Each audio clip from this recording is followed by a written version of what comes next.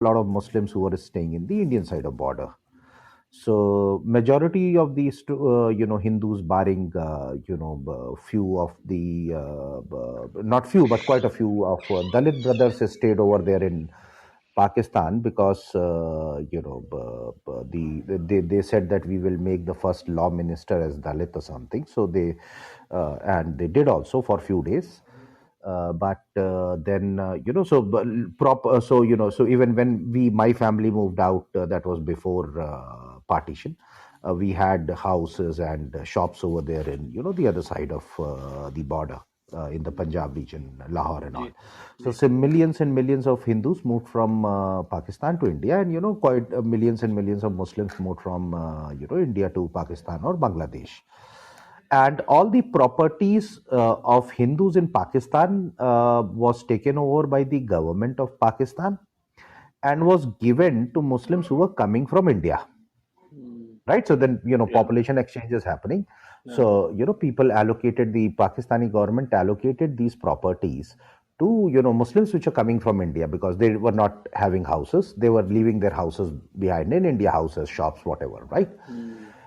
What the Waqf board in India. So you also aware that 30 million odd Muslims stayed back in India, right? And the idea was to protect their religious sites, etc., etc. And they requested the government that all the properties which are being left over by the Muslims in India should be handed over to the Waqf board.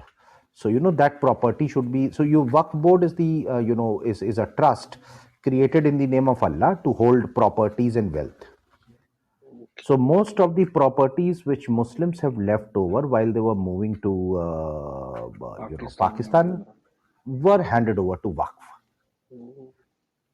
and that is the reason that you have Waqf as one of the largest property holding in India.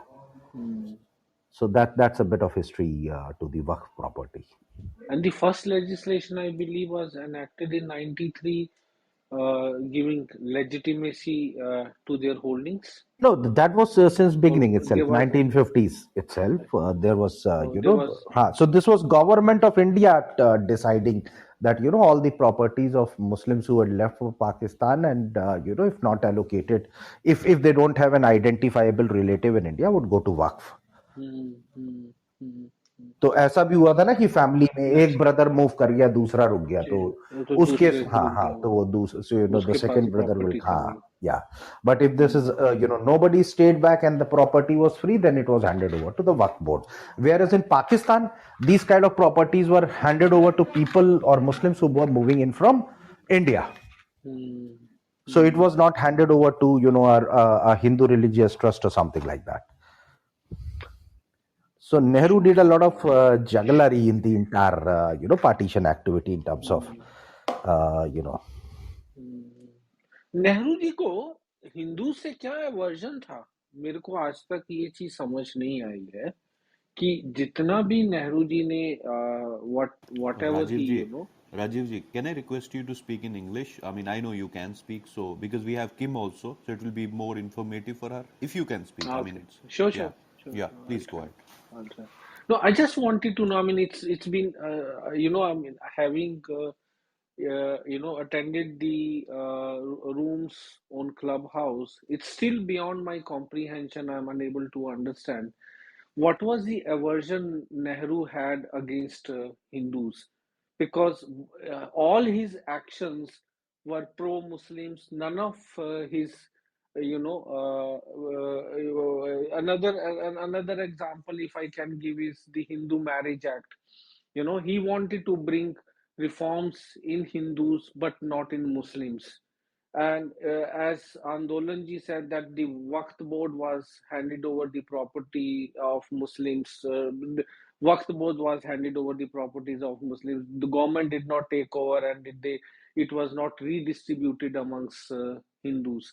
I mean, it's still beyond my comprehension. Why did Nehru behave like this?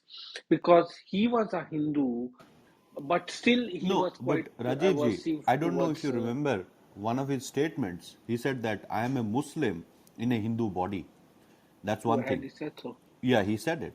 Ooh. And the second thing is, creation of Pakistan was nothing less than the biggest land scam in the history. Muslims demanded a land which was fertile because most of the Punjab they have taken, like if you talk about Lahore and other areas. If you talk about Karachi, there were more than 50% non Muslims living in Karachi at that point of time. And when Muslims went over there, they took over lands, houses of Hindus and Sikhs. Mm. But Yeah. when Hindus came to India, like Andolanji's family and many other people, My they did family not get any also help. had migrated from Yeah. Pakistan at the time of Let me partition. complete a couple of Yeah, points here. I just yeah, want to sure. add another point. In Jammu and Kashmir, the West Pakistani refugees, which has come to Jammu, they lived as refugees for 75 years till 5th Still, August still they are 2019. living. No, 5th August 2019, they got the domicile certificate. Prior to that, they had no rights. We also had the custodian land in Jammu and Kashmir, but that land was not allotted to these people till date. So people are still suffering because of this partition. But the Muslims are holding all the land which the Muslims at that point of time left in India. Ideally, the partition was based on religion. Pakistan and Bangladesh was created for the Muslims, but few Muslims, thought to live back, took control of those properties, and today they're demanding equal rights and maybe something more. So this should be known that the partition happened on the basis of religion, which cannot be forgotten. So Hindus are betrayed at that point of time also.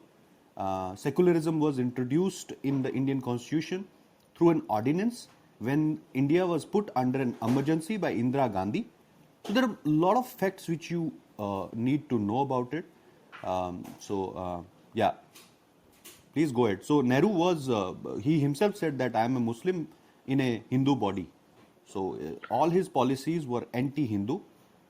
Even whatever Gandhi did was like he did not sided with the Hindus at that point of time also. The Hindus are still struggling. Yeah. No, if you look at the writings of Gandhi in Young India in 1924 onwards, we would never find that that Gandhi was accommodative for Hindus. That Gandhi was inclusive for Hindus. He always took the sides of Muslims. As far as I can recall, 1924 Young India's writings of Gandhi's are concerned. Uh, I mean, I don't know. I mean, were they You too, Rajiv ji, is from the other side of the border who moved to India during partition, yeah, right? Your yeah, family moved, yeah, yeah. yeah, yeah, yeah.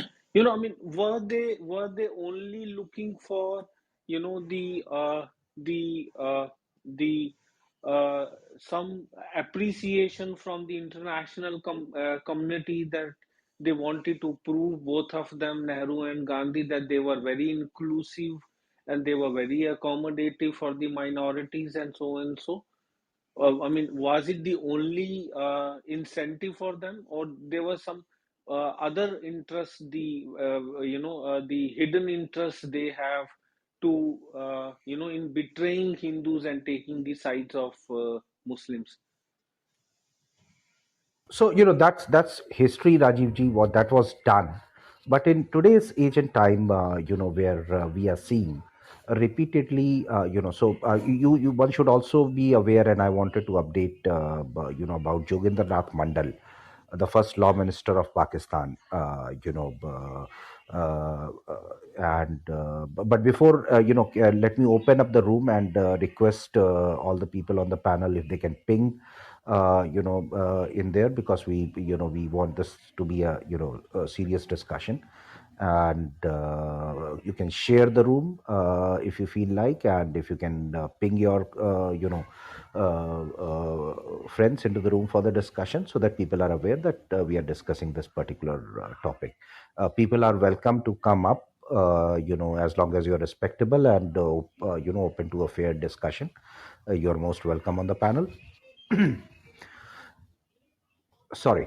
So, I was telling about the first law minister, and there is a reason I'm, giving these two perspective in history. One, I told about, the Waqf land. How did the, land of, or the properties of Muslims migrating to Pakistan was not handed over to the refugees coming from, the other side of the border, whereas in Pakistan, this is what precisely it happened. All the properties left by my ancestors, and many millions and millions of Hindus like me were handed over to refugees, who were coming from India, whereas the Indian Muslims' property were handed over to Muslim Religious Trust, which is the Waqf board. So it was inaccessible to Hindus, either Hindus who were coming from Pakistan or Hindus in India, whereas the properties of Hindu was made immediately accessible to, Muslims in Pakistan. So that's point number one. Point number two is the story of Jogendranath Mandal.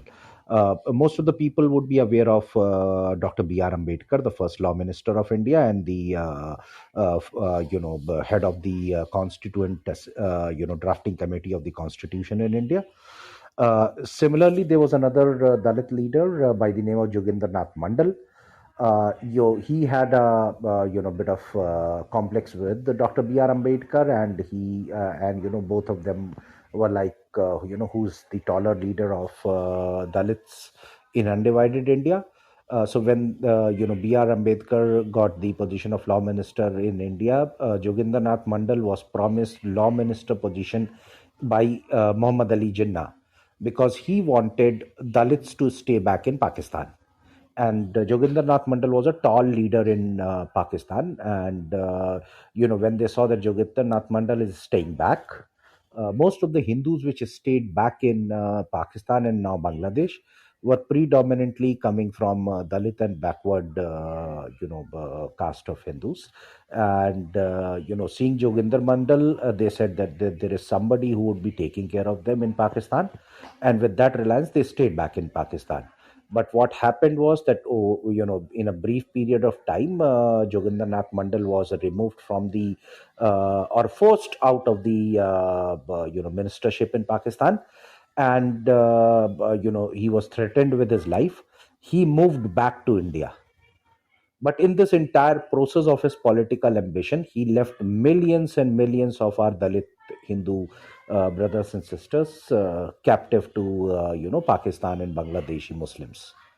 And that's where, the host of the atrocities which are being committed on Hindus in Pakistan and Bangladesh since 1947 till date, where the population has been finished off almost. So, the total population in undivided Pakistan at the time of independence in 1950 was around 16% of the total population of Pakistan and Bangladesh put together. Today, this number is less than 7% of Pakistan and Bangladesh population put together. And whereas in India, when we see, the Muslim population has grown from 30 million to close to 200 million. So most of the atrocities which have been faced by Hindus is by predominantly the Dalit and the backward caste Hindus in Pakistan and Bangladesh. Every day, young girl which are being, kidnapped, raped, and sold off to Muslim men, in Pakistan, are predominantly from the Dalit and Bahujan Samaj. And that is where, I thought of putting up this topic that, Waqf properties, ideally, the properties should have been given over to refugees, who are coming over from Pakistan and Bangladesh, people like me, people like Rajiv ji. But we never got anything. We left all the properties up there in Pakistan. We started from scratch over here in India. My grandfather putting up a pottery. We all know what a pottery is. Is to, put up a shop on the roadside, on the street itself. And thanks to India, we were able to, in the next 50, 60, 70 years, we reached reasonable status in this country. But the Waqf property which are not being used, somewhere we believe this property ideally should belong to Hindus, and as a upper caste Hindu or a forward caste Hindu, I would prefer that this Waqf property should be taken up by the government and deployed to enablement of my Dalit and backward brothers in India. So this is the proposition that I'm putting forward, and I wanted people's viewpoint on this. And there is no use of holding property in name of Allah. It's a fictional entity, and why not put it to good use? So fried Saurabh, Bhole, anybody has any thought process around it, please go ahead and you know or something related to We get Waqf. Yeah, this is the middle of something. You guys carry on. Listening to you though. sure.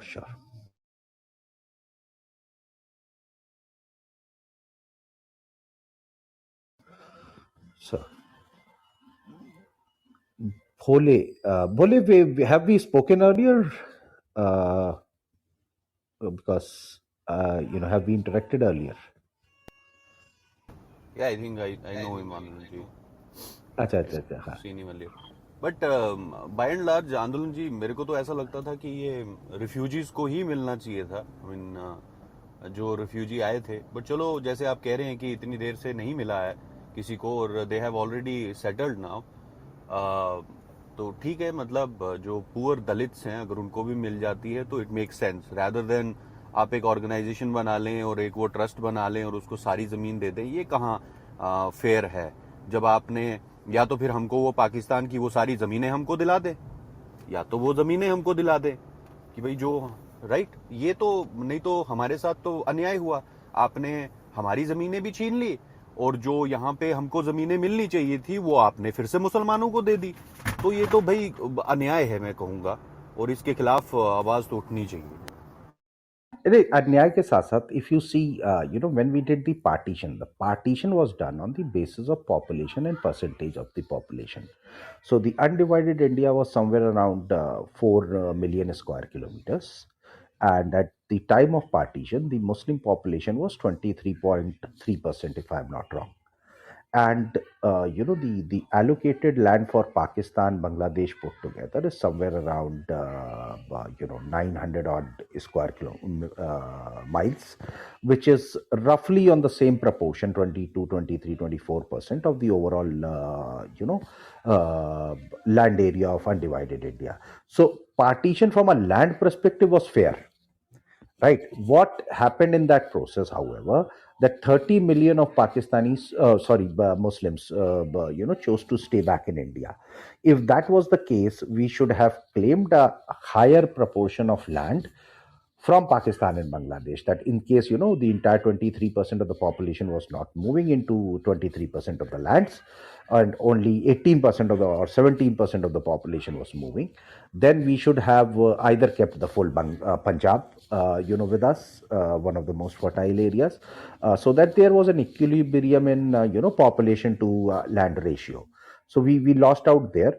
Subsequently, we also lost out on but the individuals' properties which were there on the other side of the border, and Muslim property up here in India who left was again remained with Muslims. So we were loser on all counts, be it not a full population exchange, not a fair land transaction, not a fair individual property transfers, so somewhere, there's a lot of loss from a Hindu perspective. We should also remember that the elections took place in 1945-46. There were around 500 reserved seats for Muslims, out of which 430 odd seats were won by Muslim League, who was propagating for formation of Pakistan. So that means a large majority of the Muslims had voted for, had given their consent for the formation of Pakistan. Yeah, And 92% people voted for formation of Pakistan, whereas only 65% actually moved. less than that, less than that. not even 60-65%, because to the best of my understanding, only 75 lakhs had moved from Punjab, the Indian Punjab, to Pakistan. And the number of people moving, migrating from Bihar and other states was also not very high. Yeah. It was a UP Bihar negligible number. didn't migrated at all. So that's where Yeah, the that major was a problem is. negligible number. UP Bihar overwhelmingly voted for Muslims in UP Bihar overwhelmingly voted for creation of Pakistan. But when actually the time Yeah, came to move to Pakistan, the land of their dreams, they chose to stay put. yeah, insignificant number had moved from these provinces. So, I mean, if we look at it, then what you gave the argument that the 23% of land was given to Pakistan for accommodating Muslim population, and a large chunk stayed back, and the property again was controlled by their association only, which the on which we had the genuine right, or those who were migrating from Pakistan, from the other side of the border to India, because of their religion, you know and we were not given anything, no support by the state. We were left on the mercy. I'm sure you would recall that in Delhi, refugees were staying in the mosque, and on the orders of Mahatma Gandhi, they were in a Moved rainy, in out. a winter Yeah. night, they were moved out. Yes. How disgusting, how painful it is. I mean, just imagine. So that's precisely happened, Rajiv ji, because the properties were allocated to Waqf board, and Waqf board said that we will not allow Hindu refugees to stay inside the Waqf properties. So in the peak of winters, man, women, and kids were thrown out on the streets in India, which is 80% Hindu country. We were not even, and somehow it's slightly shaming, I mean, but we as a country, we our people have never been fair to our own people. I mean, the same thing happened to our brothers and sisters from Jammu and Kashmir. We never we can blame the government, but some part should blame ourselves also. We also didn't took care of them. Thank you, Andolan ji, I Andolan have ji. a point. May I speak, please? Haji, please. Please, Yeah. So, बात आप बिल्कुल सही कर रहे हैं. I can see the motive behind जो topic आपने रखा है, work property पे पहला हक दलितों का. I get the sense you have behind this topic. और आज के दिन में ये काफी apt भी है. But you think कि ये सब हो सकेगा, and कैसे हो सकेगा? When आपके दिल्ली के मुख्यमंत्री कहते हैं कि वो अंबानी का घर वक्फ बोर्ड को दे देते अगर महाराष्ट्र के मुख्यमंत्री होते, तो इस तरह के लोग जो पॉलिटिकल मतलब जिनका शासन चल रहा है काफी स्टेट्स में, इनफैक्ट आरएसएस भी आजकल डीएनए मिला रही है और क्या क्या सब कर रही है और कहाँ कहाँ जा रही, तो आपको लगता है कि ये वर्केबल है? जब इंडिया का पार्टीशन हो रहा था तो उनके तरफ तो जिन्ना ऐसे तेज लोग थे और जो हमें रिप्रेजेंट कर रहे थे, unfortunately they let us down. Mahatma और मोहनदास गांधी जी ने तो लिखा कि अगर मुसलमान तुमको मारना चाहते हैं तो मर जाओ, give them that pleasure of killing you. उसके बाद जो वर्ल्ड बनेगा वो काफी अच्छा बनेगा. That's what he said and that's what he told Churchill कि हिटलर तुम्हें मारना चाहता है तो मर जाओ यार, क्या प्रॉब्लम है इसमें.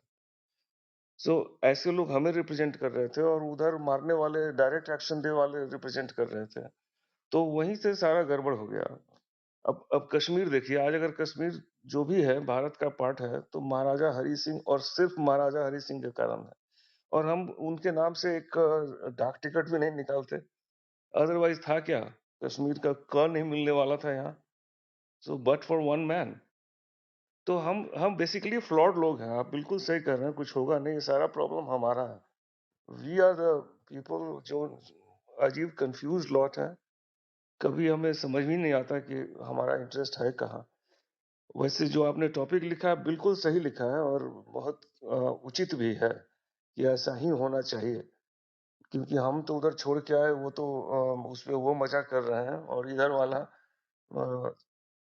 अंबानी का घर भी उन्हीं का है, तो ऐसे में तो बड़ा मुश्किल है। बट मुझे आपने जो प्रपोज किया इसका रास्ता क्या होगा ये भी बताइए, कैसे ये ये किया जाए। हाँ, देखिए, पहले पहले तो देखिए ना, सबसे पहले तो संकल्प लेना पड़ता है।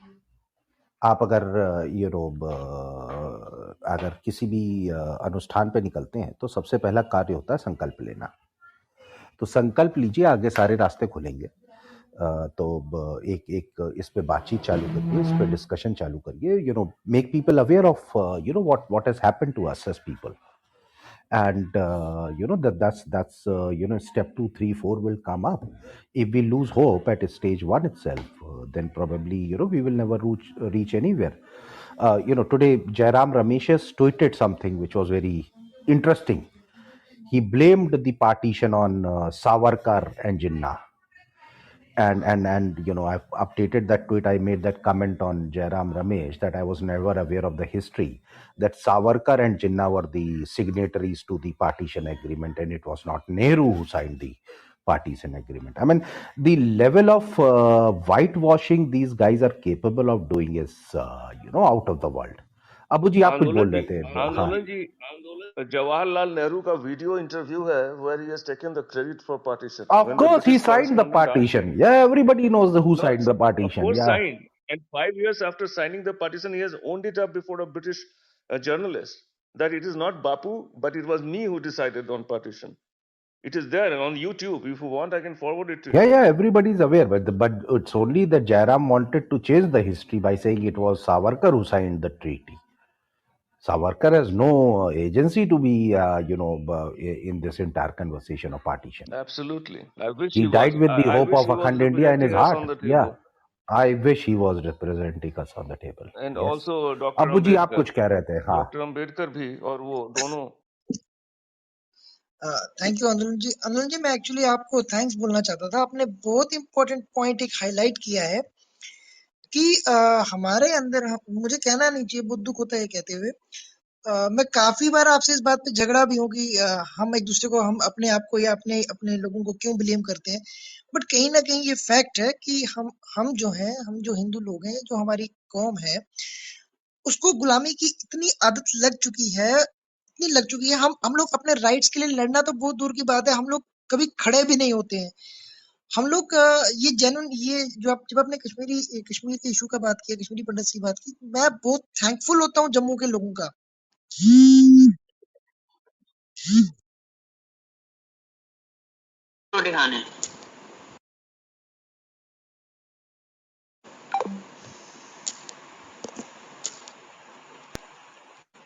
अब्बू जी, आपकी आवाज चली Am गई. I audible? Yeah, now you are. Okay. मैं थैंकफुल होता हूँ एग्जैक्टली जम्मू के लोगों का, किस तरह से उन्होंने कश्मीरी पंडितों को सपोर्ट किया और जम्मू को बचाया। जम्मू के लोग जेन्युइनली लड़े हैं अलॉन्ग विद, मतलब इवन डिफेंस कमेटीज बना के अपने आप को आतंकवाद से बचाया है। पर ग्रेटर हिंदुत्व और हिंदू मासेस में मुझे वो स्पार्क कभी नहीं दिखी कि हम कभी सड़क पे आए। हम लोग वोट देकर अपना काम खत्म समझते हैं कि हाँ, हमने एक को अब ठेका दे दिया है, हम उसको ट्वीट करेंगे, रीट्वीट करेंगे और ऑनलाइन सब कुछ करेंगे। अगर अगर अगर अगर हमें ये करना है वक़्फ़, वी ऑल नो दैट कि किस तरह से हिंदुस्तान की लैंड को ग्रैब किया जा रहा है। जम्मू कश्मीर के अंदर एक कंप्लीट सिटी है, उसका नाम पुंछ है। ऑलमोस्ट वक़्फ़ ने उसके ऊपर अपनी ओनरशिप को डिक्लेयर कर दिया है कि ये पूरी सिटी ही वक़्फ़ बोर्ड की है। तो हम लोग क्या करेंगे? हम लोग ट्वीट करेंगे, मोदी जी को 4 गालियाँ देंगे, मैं खुद भी देता हूँ बहुत। हम सब यही करेंगे, पर सड़क पे कोई नहीं आएगा। अपने एसी लगे रूम में बैठेंगे और प्रवचन देंगे, आंदोलन जी मुझको, मैं आंदोलन जी को, 4 गालियाँ मोदी जी को, योगी जी को, बीजेपी को, क्योंकि वोट दिया है। बट हम लोग कभी ये नहीं सोचेंगे कि हम पीसफुल प्रोटेस्ट तो ऑर्गेनाइज कर सकते हैं अक्रॉस इंडिया। जितनी भी हमारी ऑर्गेनाइजेशंस हैं, हमारे लोग हैं, हम सब खड़े होकर डिमांड तो करें कि भाई साहब, दिस इज जेन्युइन डिमांड। मेरे ख्याल से इनका फोन आ गया। तब तक कोई, हाँ, अब्बू जी। हेलो। Yes, Abbu. और गवर्नमेंट को एटलीस्ट ये तो बताएं कि वी सिंसियरली मीन दिस, कि this act is very draconian and it is against against this basic structure of our country. ये कैसे होगा? ये तभी होगा जब हम हर एक प्लेटफॉर्म पे, जैसे जैसे आपने कहा आंदोलन जी, कि हम एक संकल्प उठा लें और इसको ये ना सोचें कि आज क्लब हाउस पे आंदोलन जी ने रूम लगाया है और इसके बारे में यहाँ बात कर लें, नीरज भैया बैठे हुए हैं यहाँ पे बात कर लें और घर सो जाए। एवरी प्लेस आपको टी स्टॉल पे बैठ के भी ये बात करनी चाहिए, नेस्कैफे में बैठ के, ब्रिस्टा में बैठ के, अपने क्लब्स में, डांस, अपने स्टेजेस पे, हर जगह एटलीस्ट एक दूसरे को अवेयर करना चाहिए। उसी तरह से ये बहुत बड़ा इशू है, इतना आसान नहीं होगा किसी भी गवर्नमेंट के लिए। इसको हटाना तो दूर की बात है, रिफॉर्म करना या रिस्ट्रक्चर करना भी आसान नहीं होगा। और हर एक गवर्नमेंट को पब्लिक की सपोर्ट चाहिए और हमको सपोर्ट देनी चाहिए हर तरीके से, तभी जाके ये इशू सॉल्व होगा, अदरवाइज नहीं होगा। But the problem, Abbuji, which I see, and I don't want to is concern here, but there are so many issues lined up, so many and so many of them. How do you prioritize it?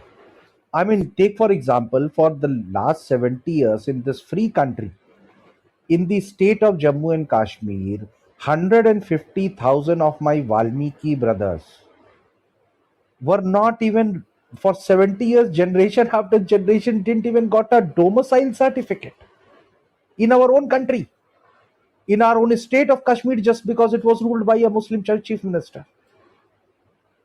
Then is a matter of freeing Hindu temples. Then there is a matter of separate personal law boards which are demeaning and depriving Indian Muslim women of their right. But how? What exactly? How do we prioritize it?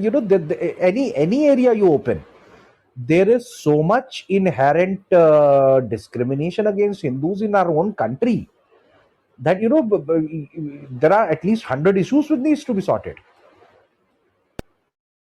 And all of this is happening in the name of secularism, अभी आंदोलन जी आपने गोरखा समाज की बात करी, नीरज भी अभी यहाँ बैठे हैं, जम्मू से ही हैं ये भी। आंदोलन जी, उस कम्युनिटी का इतना बुरा हाल है, इतना बुरा हाल था, आप मान नहीं सकते कि उनके साथ क्या किया इन लोगों ने। और उनका इतना सिग्निफिकेंट वोट भी नहीं है कि उनको अपीज करने के लिए ये गवर्नमेंट इतना रेडिकल डिसीजन लेती और इस कलंक को कॉन्स्टिट्यूशन से हटा देती। But I am thankful to prime minister Modi, वो नहीं भी करते या इसको कुछ छोटा मोटा रिफॉर्म करके भी अपना काम चला सकते थे, बट उन्होंने ये डिसीजन लिया है। एक एक एक ह्यूमैनिटेरियन पॉइंट ऑफ व्यू से भी इसको देखना चाहिए कि ये एक ह्यूमैनिटी के लिए भी बहुत बड़ा एक स्टेप है। और अब उनके अलावा ये इस कंट्री में कोई नहीं कर सकता। Forget about anyone, it's a fact कि पीएम के अलावा कोई भी किसी में इतना दम ही नहीं है बिल्कुल। वी केम फ्रॉम, हम जम्मू कश्मीर में रहते हैं।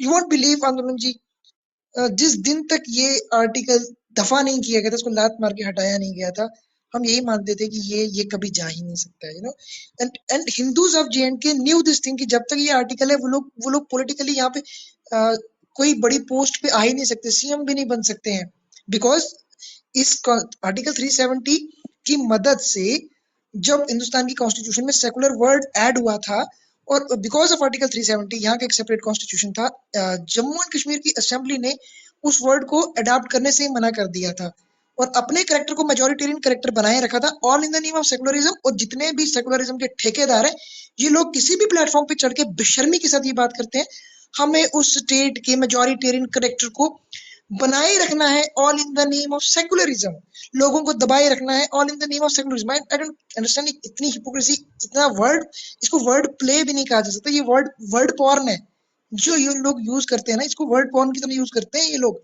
सेकुलरिज्म को अपने अपने अपने अपने अपने उस सैडिज्म को सेटिस्फाई करने के लिए। तो So, ये चीजें हैं, लोगों को सपोर्ट करना one पड़ेगा। piece of information, Abbu Bhai, which you just said, it was also not known to me. Are you saying that the secular character of Indian Constitution was not applicable on the Jammu and Kashmir region? Is that what you're saying? Yes yes yes, because आंदोलन जी होता क्या था, India में कोई भी law पास होता था greater India में, Jammu and Kashmir is integral part of India, but by virtue of article 370 एक state with in a state को बनाया गया था, अपना कॉन्स्टिट्यूशन था।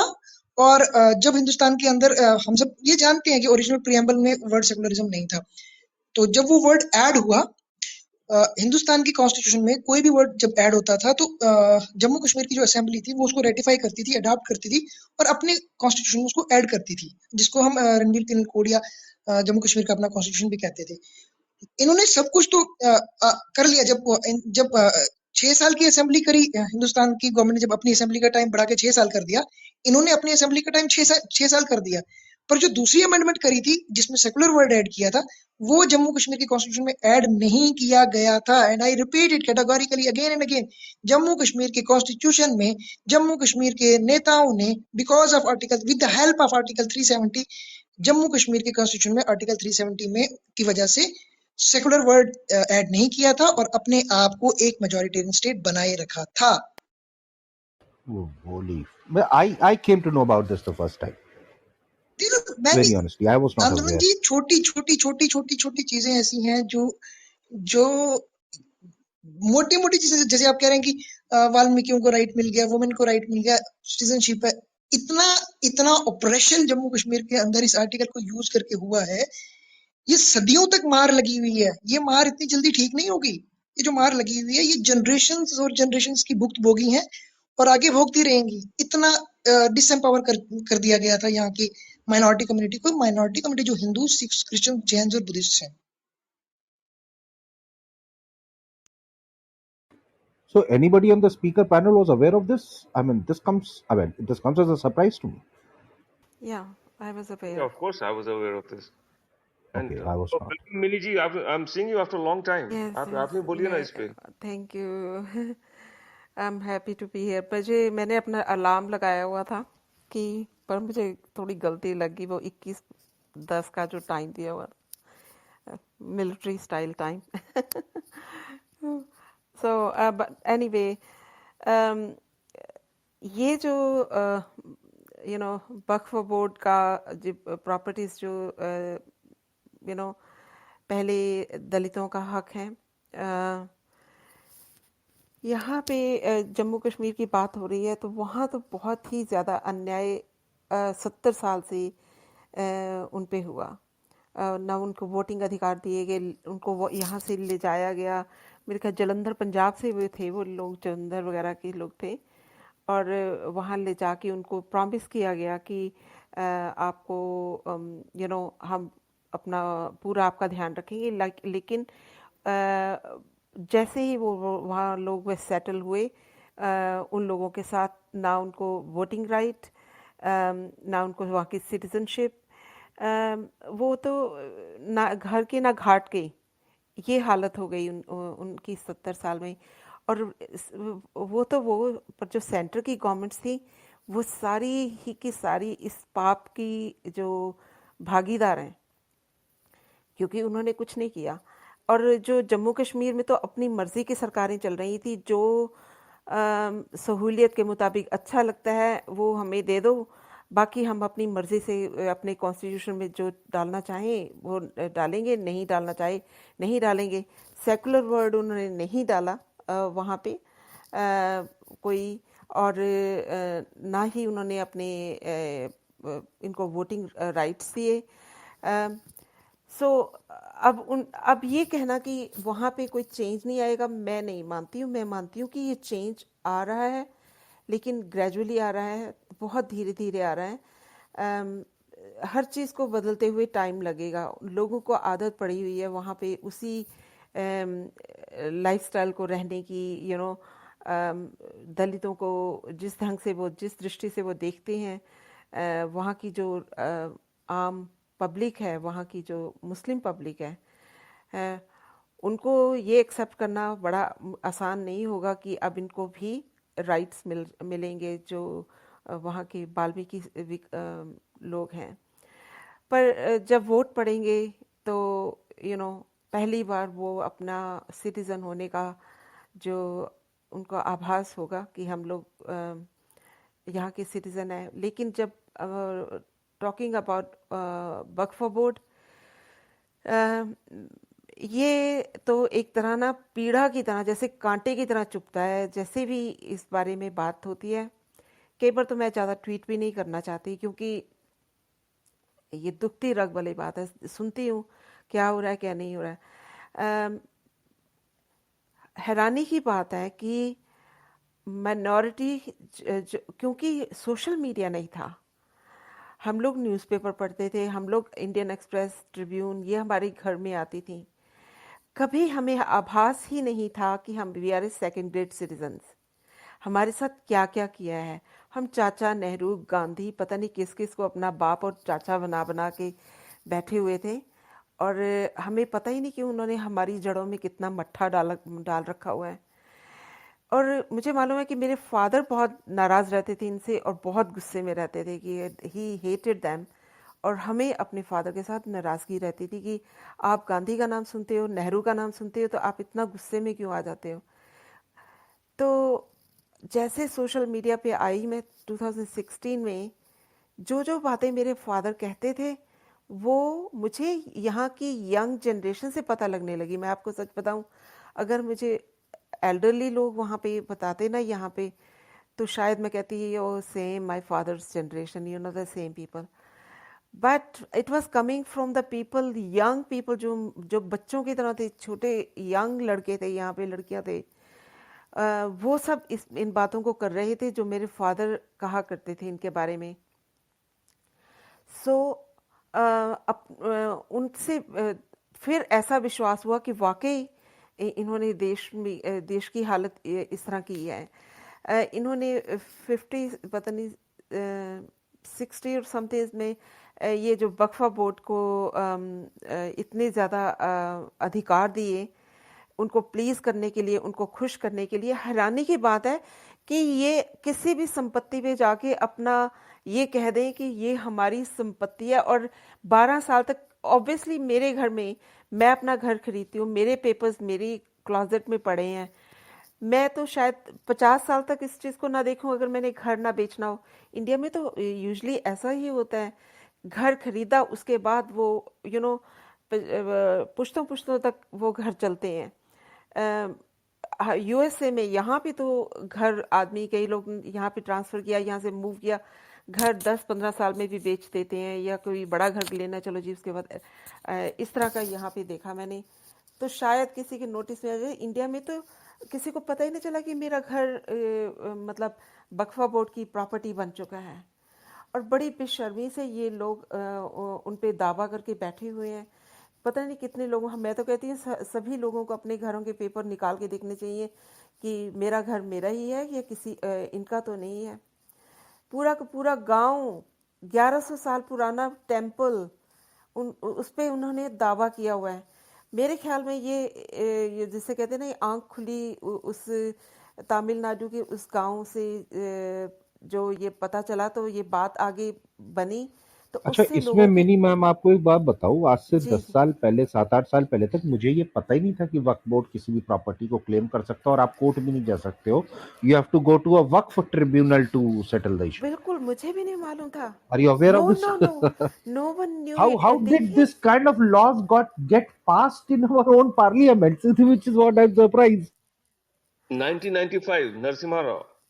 आंदोलन नहीं आंदोलन उससे भाई, दैट पहले भी, वाज कमिंग उससे अंडर, पहले एक भी। सेकंड ना, नहीं, that was coming under places of worship act, और उसी के अंदर बेसिकली ये अपनी प्रॉपर्टी बनाते थे। This act actually came into 1993, and from that day onwards basically Congress actually facilitated by making such kind of laws wherein they can actually give the so-called majority Muslims the right. So that's why nobody can actually be able to counter them in the future.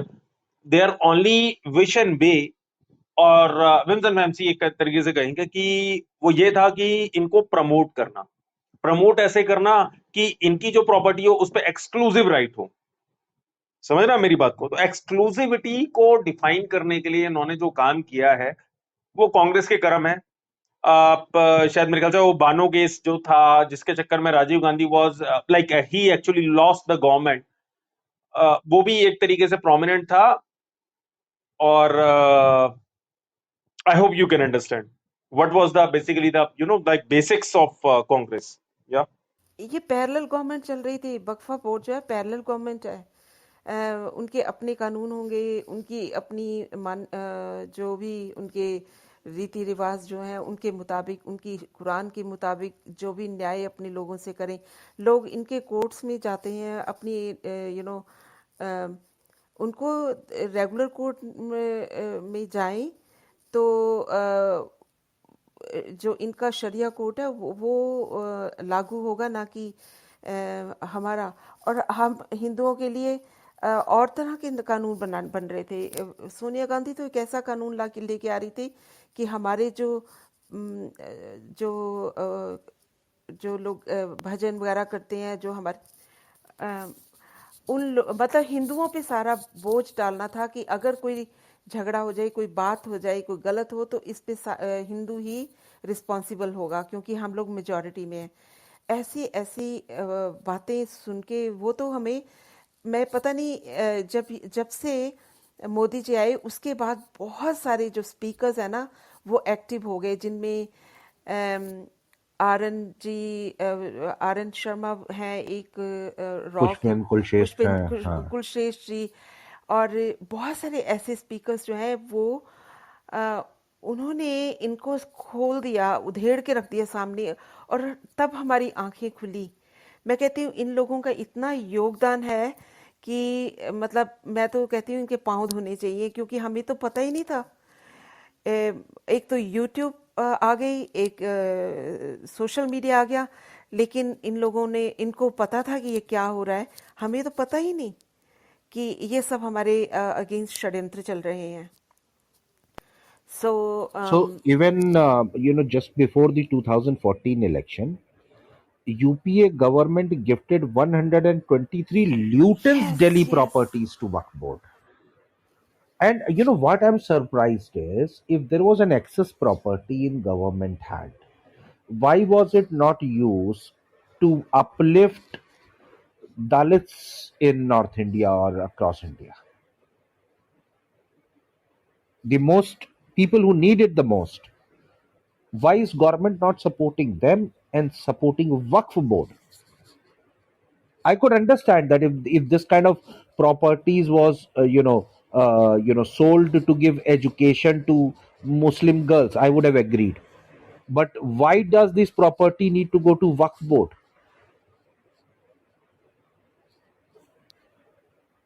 Media पे इनका पूरा वो था, control था। सो बातें बाहर नहीं आती थी, किसी को भी नहीं पता, हमें भी नहीं पता था। हमें कहाँ पता था, ये तो अभी की बात है ना। 123 लुटियन प्रॉपर्टीज जो हैं, इन्होंने जाने से एक दिन पहले अपनी अपने मोदी जी को संभालने से अपना मेरे जो, को भी नहीं पता था लुटियन किसी को प्रॉपर्टीज। भी नहीं पता था ये बात कि 123 प्रॉपर्टीज, वो भी प्रोमिनेंट जो प्राइम लोकेशंस हैं वहां अरे की। बाल 20 लाख रुपए 40 लाख रुपए गज की प्रॉपर्टीज होती है यहाँ पे ल्यूटन्स दिल्ली में। Right right right. ट्रू। वो प्रॉपर्टीज इनको दी, और 123 क्यों दी? नहीं, क्योंकि the reason which is coming out that Patel था ना इसका इसका सोनिया गांधी का जो अहमद पटेल एडवाइजर था, अहमद पटेल था। अहमद पटेल ने बहुत अच्छे से काम करवाया। मैं देखो, हम लोग सोचते हैं कि सोनिया गांधी बहुत कनिंग है, श्रूड है, स्टूपिड भी है, उसको पूरी तरह से यूज किया ये उसने, पटेल ने, और अपने ऐसे से काम करवाए। सो अच्छा, वोट but का Mini नाम ji, लेकर this trick of influencing a queen by Sonia Gandhi in this case, or the earlier Queen Victoria in Britain by her Muslim chef, और क्या था वो, it is nothing new, that is a age old strategy. वो तो आपने सुना होगा ना मिनी जी, जो विक्टोरिया का वो आई मुस्लिम रिमेम्बर शेफ ही। होता था। यस हाँ, गो अहेड प्लीज। तो ये 123 प्रॉपर्टीज भी जो दी गई थी, ये सुनने में ये आ रहा है, ये इसलिए दी गई थी वक्फ बोर्ड को क्योंकि मुस्लिम वोट्स प्रॉमिस हुए थे कांग्रेस को, और इसलिए ये इलेक्शन से एक दिन पहले प्रॉपर्टीज ट्रांसफर करी गई थी और जल्दीबाजी में ट्रांसफर करी गई थी। आप इस पे उसकी रिपोर्ट देखिए, पूरी आई है टाइम्स नाउ पे। मनमोहन सिंह ने वेट नहीं करा कैबिनेट कमेटी का और टेलीफोन पे इंस्ट्रक्ट करके ये प्रॉपर्टीज ट्रांसफर कराई. Now people would say, in that Congress setup, Manmohan Singh was a clean man. It's only that his ministers were doing the corruption and he was not knowing about it. This is Manmohan Singh's own phone call to the secretary to transfer 123 properties to Waqf board couple of days before the 2014 elections. Manmohan तो वही करता था जो सोनिया गांधी उसको कहती थी करने के लिए. मोहन उतना ही करप्ट है, मनमोहन उतना ही करप्ट है जितनी सोनिया गांधी. जो करप्शन करवाता है वो भी उसको भी रिस्पॉन्सिबल. जैसे मोदी जी ने कहा था ना कि रेनकोट पहन के बैठे हुए हैं, लेकिन सब कुछ मतलब बारिश भी हो रही है और भीग भी नहीं रहे, लेकिन he was responsible for everything. I consider him equally corrupt. अब आप एक बात बताइए मिनी दीदी, आप एक नौकर से क्या एक्सपेक्ट करते हो? नौकर की भी ज़मीर होती है. बहुत सारे लोग हैं गरीब होते हैं लेकिन उनकी ज़मीर होते हैं, छोड़ जाते हैं जॉब. अरे दीदी, इसको अपनी नौकर जो है जिसको परमानेंट नौकर बना रखा है 1967 69 से, वो क्या करेगा? मिनी जी वैसे देखिए, आप तो मनमोहन सिंह का रोल बड़ा अच्छा रहा है. 67 से 90 तक इंदिरा और राजीव के साथ पूरा सोशलिज्म इंडिया में लाए. He was the key adviser. और 90 से फिर उसको उल्टा करने में लग गए नरसिम्हा राव के साथ, सबको वापस रोल बैक किया. फिर उसका भी क्रेडिट नहीं कुछ रोल बैक नहीं करा. क्रेडिट लिया, फिर उधर का क्रेडिट लिया. हाँ, नहीं सर, कोई क्रेडिट नहीं लिया राजीव जी. This is what I threw an open challenge. If you show me a single, he was a scholar, right, Manmohan Singh? If you show me a single scholarly article of Manmohan Singh before 91 where he's advocating free economy, there is none. वही तो मैं कह रहा हूँ. It was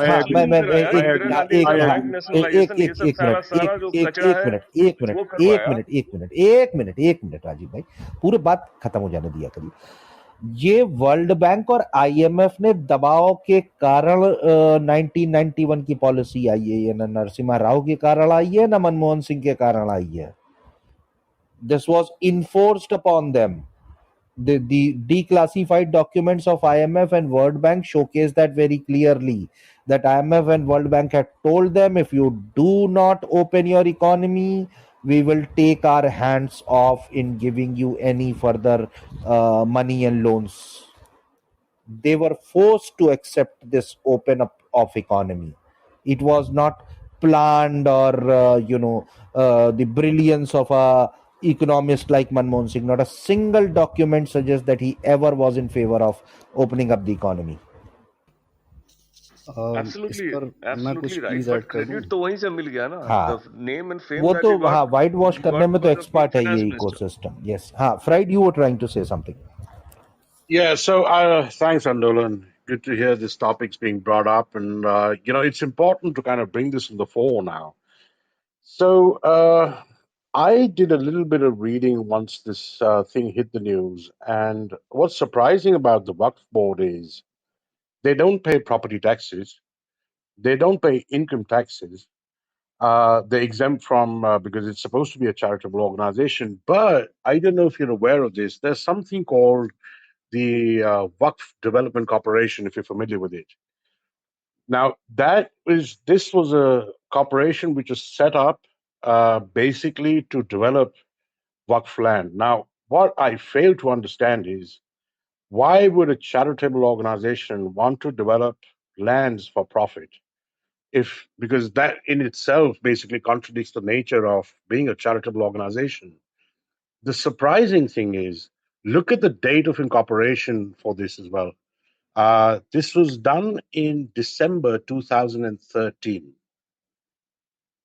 So it amazes me why people have let this happen for such a long time. And I have a broader question to ask as well. We all know how the word secularism was brought into the preamble as well. But if you look up what does secular mean, it means that you would have nothing to do with religion.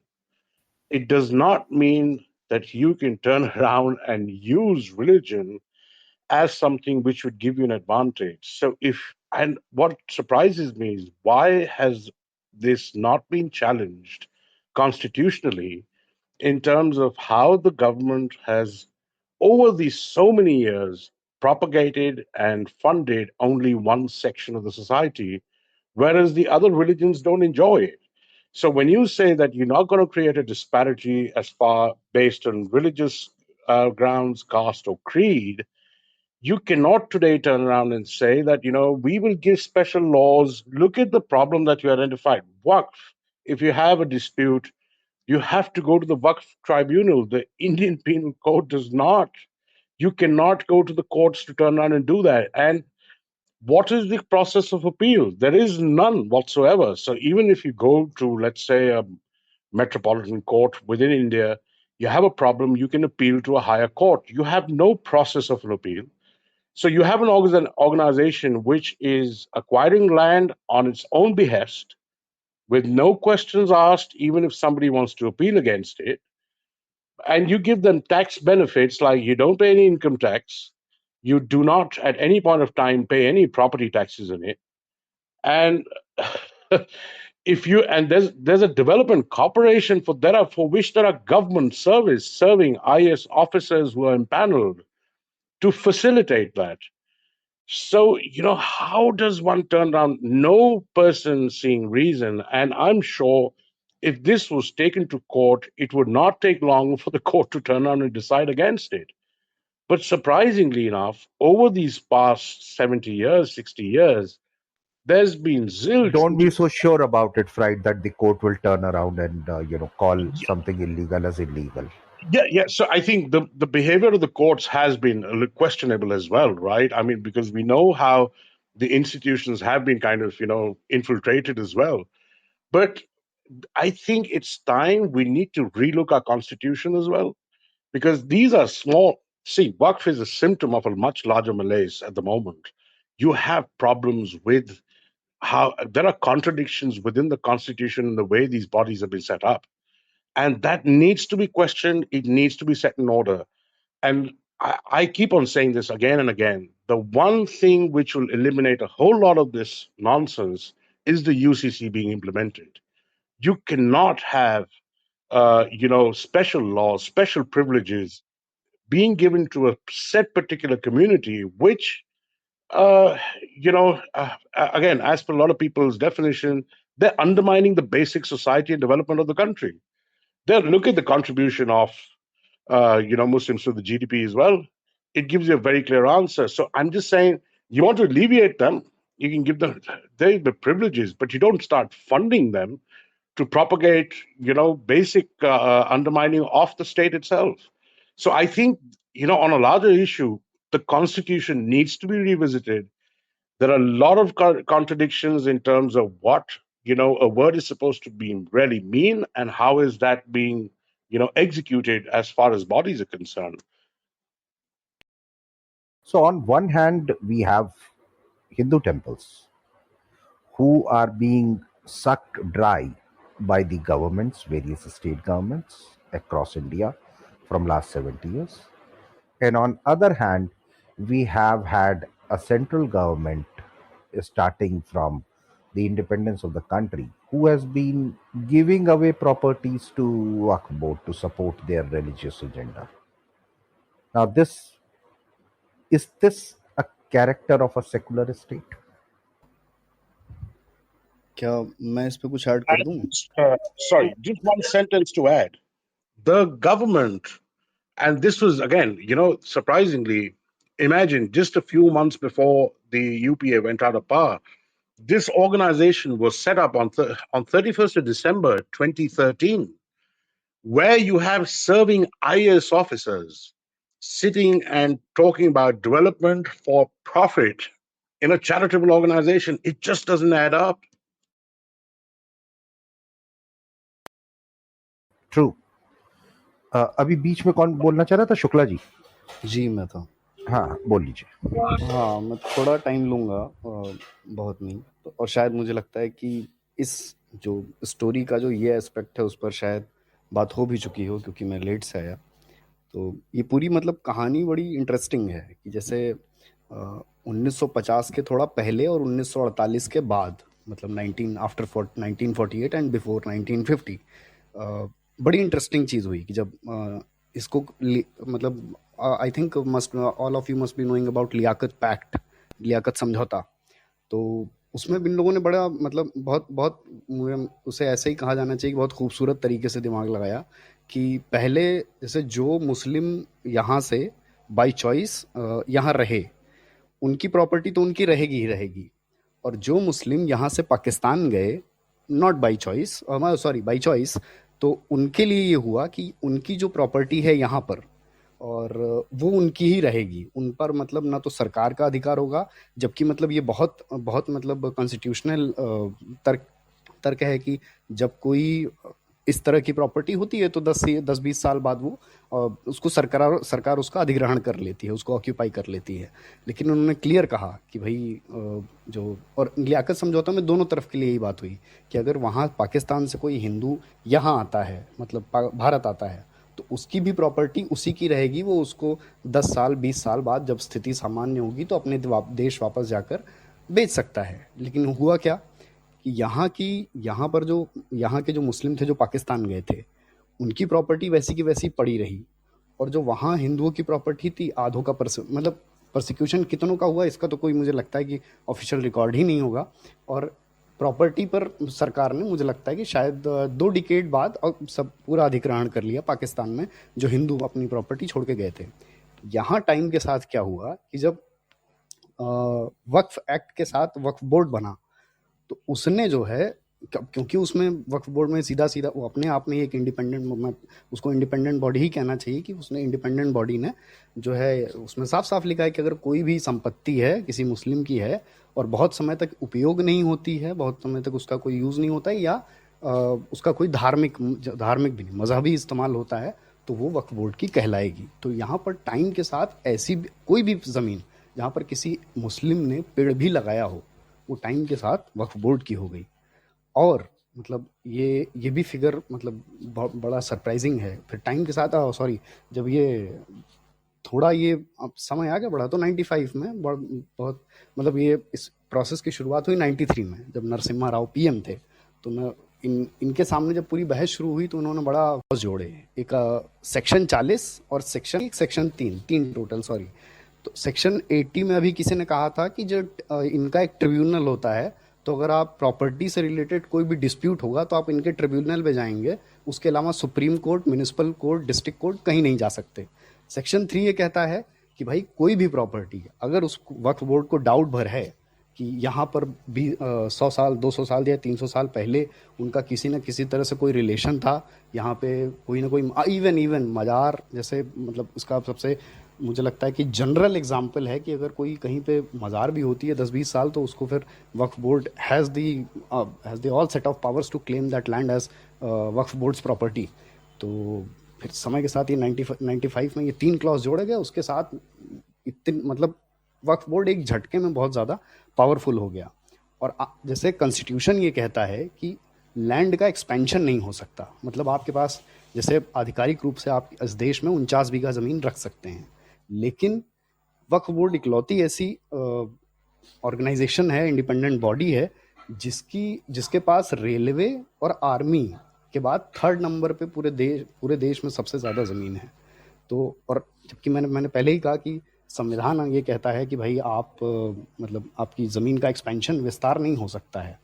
और फिर यहाँ पे भी किसी ने कहा है कि भाई इलेक्शन के ठीक पहले कैसे जो है उन्होंने एक यूपीए 2 ने जो है मनमोहन सिंह और सोनिया गांधी के तत्वाधान में लुटियंस की, मतलब अब सिर्फ उस रोड का नाम अकबर रोड है या औरंगजेब रोड है या जो भी रोड है, कि उसका नाम ये है इसलिए वो वक्फ बोर्ड की है। और बड़ा मतलब मुझे बड़ी हंसी आई जब मतलब दिल्ली के सीएम का एक वीडियो वायरल हुआ और वो कहते हैं कि अंबानी का घर जिस जमीन पे है, और अगर मेरा बस चले तो मैं उसको भी वक्फ बोर्ड के नाम कर दूं। तो मतलब एक constitutional designation. He said Waqf board की प्रॉपर्टी पे उसका घर बना है, ये गवर्नमेंट कोई एक्शन क्यों नहीं लेती? अगर मैं होता तो आज उसका घर ढा दिया होता मैंने। That's what he said, exact words. हाँ, मतलब उसको, मतलब और जनरल शब्दों में यही कहेंगे कि अगर मेरे बस में होता, ये सरकार की, इस सरकार से अगर बात हटती, तो मैं तो भाई कब का वो घर गिरा देता। तो मुझे, और हाँ, जैसे अभी यहाँ एक बहुत अच्छा पॉइंट और उठा था कि जैसे ये बहुत लोगों ने इसको इंडियन ट्रस्ट एक्ट जो शायद आई थिंक 1980 में आया था, उससे कंपेयर करने की कोशिश की। जबकि ट्रस्ट के साथ सबसे बड़ा क्लॉज है कि वो बहुत ज़्यादा सोशल वेलफेयर के लिए भी उसमें जो है इनिशिएटिव्स लिए जाते हैं। जबकि मैं चैलेंज कर सकता हूँ कि वक्फ बोर्ड में सोशल वेलफेयर या फिर कोई सोसाइटी ओरिएंटेड गोल्स एक्वायर नहीं किए जाते। तो ये भी मतलब बड़ा वो है कि जैसे लोग इसको, मैंने इंडियन आर्टिकल में शायद 10 साल पहले एक आर्टिकल पब्लिश हुआ जिसमें ये बहुत मतलब बड़ी बेशर्मी के साथ दोनों को कंपेयर कर दिया गया कि भाई ये जो है दोनों एक ही जैसे हैं। जबकि ट्रस्ट का ये है कि, और हाँ, पिछली मतलब मोदी रेजिम जो पहली वाली थी जिसमें मुख्तार अब्बास नकवी, हाँ बहुत लोगों को शायद ये भी पता ही होगा कि जो इसका वक्फ बोर्ड, जो अल्पसंख्यक मंत्री होता है, माइनॉरिटी अफेयर्स का मिनिस्टर होता है, वही इस वक्फ बोर्ड की काउंसिल का प्रेसिडेंट भी होता है। तो मुख्तार अब्बास नकवी ने एक बड़ा मूर्खतापूर्ण काम किया था।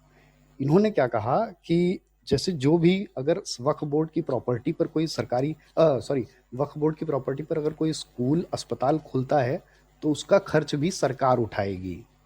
तो अब आप सोचिए कि कभी किसी ट्रस्ट की जमीन पे कोई अगर स्कूल बनता है तो उसका खर्च सरकार उठाती है क्या? और मैं अगर कहीं से ग्रांट मिलती भी है तो मुझे लगता है कुछ परसेंटेज में होती है शायद वो। ये तो कोई भी नहीं, मतलब ये बात तो पूरी तरह डिनायल है। डिनायल मोड में इसके लिए रहना चाहिए कि कोई भी प्रॉपर्टी अगर है ट्रस्ट की ज़मीन पर तो उसके लिए उस पर सरकार पैसे खर्च करेगी। तो ये भी बड़ा मतलब वो हुआ। उसके बाद ही शायद मतलब जब मोदी सरकार की मोदी सरकार दूसरी बार बनी देश में, तब स्मृति ईरानी शुक्ला जी सिर्फ वही का खर्च नहीं उठाएगी, बल्कि वक्फ बोर्ड की पूरी जितने खर्चे हैं वो गवर्नमेंट देती है।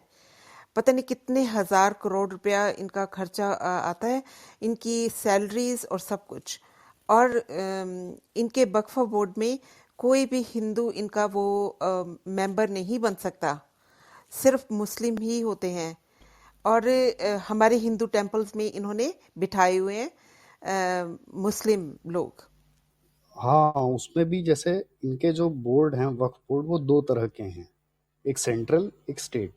तो सेंट्रल में तो इन्होंने बहुत कंपलसरी कर रखा है कि अगर वो कोई एडवोकेट भी है, कोई अगर एडमिनिस्ट्रेटिव ऑफिसर भी है, तो वो मुस्लिम होना चाहिए, वो कंपलसरी है। स्टेट में इन्होंने थोड़ी लीनेंस दी है, लेकिन उसमें भी इतना कहा है कि कंपलसरी तौर पे जो 9 सदस्य हैं, मतलब जो प्राइमरी मेंबर होंगे, वो मुस्लिम ही होने चाहिए। तो ये भी मतलब, आप जैसे किसी ने सेकुलर स्टेट कहा, तो एक सेकुलर स्टेट में एक ऐसा बोर्ड है जिसमें उसी कम्युनिटी के लोग हैं। और क्योंकि भाई देखिए, मतलब जो माइनॉरिटी में भी प्रचंड मेजॉरिटी हैं, जैसा कि बहुत लोग कहते हैं, तो देश में प्लेसेस ऑफ वर्शिप एक्ट है कि भाई आज़ादी के बाद जितने भी धार्मिक स्थल हैं वो वैसे के वैसे ही रहेंगे। इसका मतलब ये भी है कि उनकी ज़मीन भी वैसी की वैसे ही रहेगी, ज़मीन बढ़ती नहीं है, ज़मीन घटती भी नहीं है। लेकिन इनका जो है पिछले लगभग 25 सालों में 100 समथिंग, मतलब मुझे लग रहा है शायद 70 या 80 गुना ज़मीन ज़्यादा बढ़ गई है। तो बहुत है, मतलब इस पे तो इस सब्जेक्ट करने की कोशिश की जाए तो मतलब it is like never ending. Shukla ji ये बताएं कि ये ट्रस्ट एक्ट के अंडर रजिस्टर्ड है कि सोसाइटी एक्ट में रजिस्टर्ड है? मतलब क्या सोसाइटी है? ये अपने आप में एक एक्ट है राजीव जी, ये अपने आप में एक एक्ट है। नहीं, वो तो 95 में आया ना, उससे पहले वक्फ बोर्ड जो है, is it registered under the society act और the trusteeship act?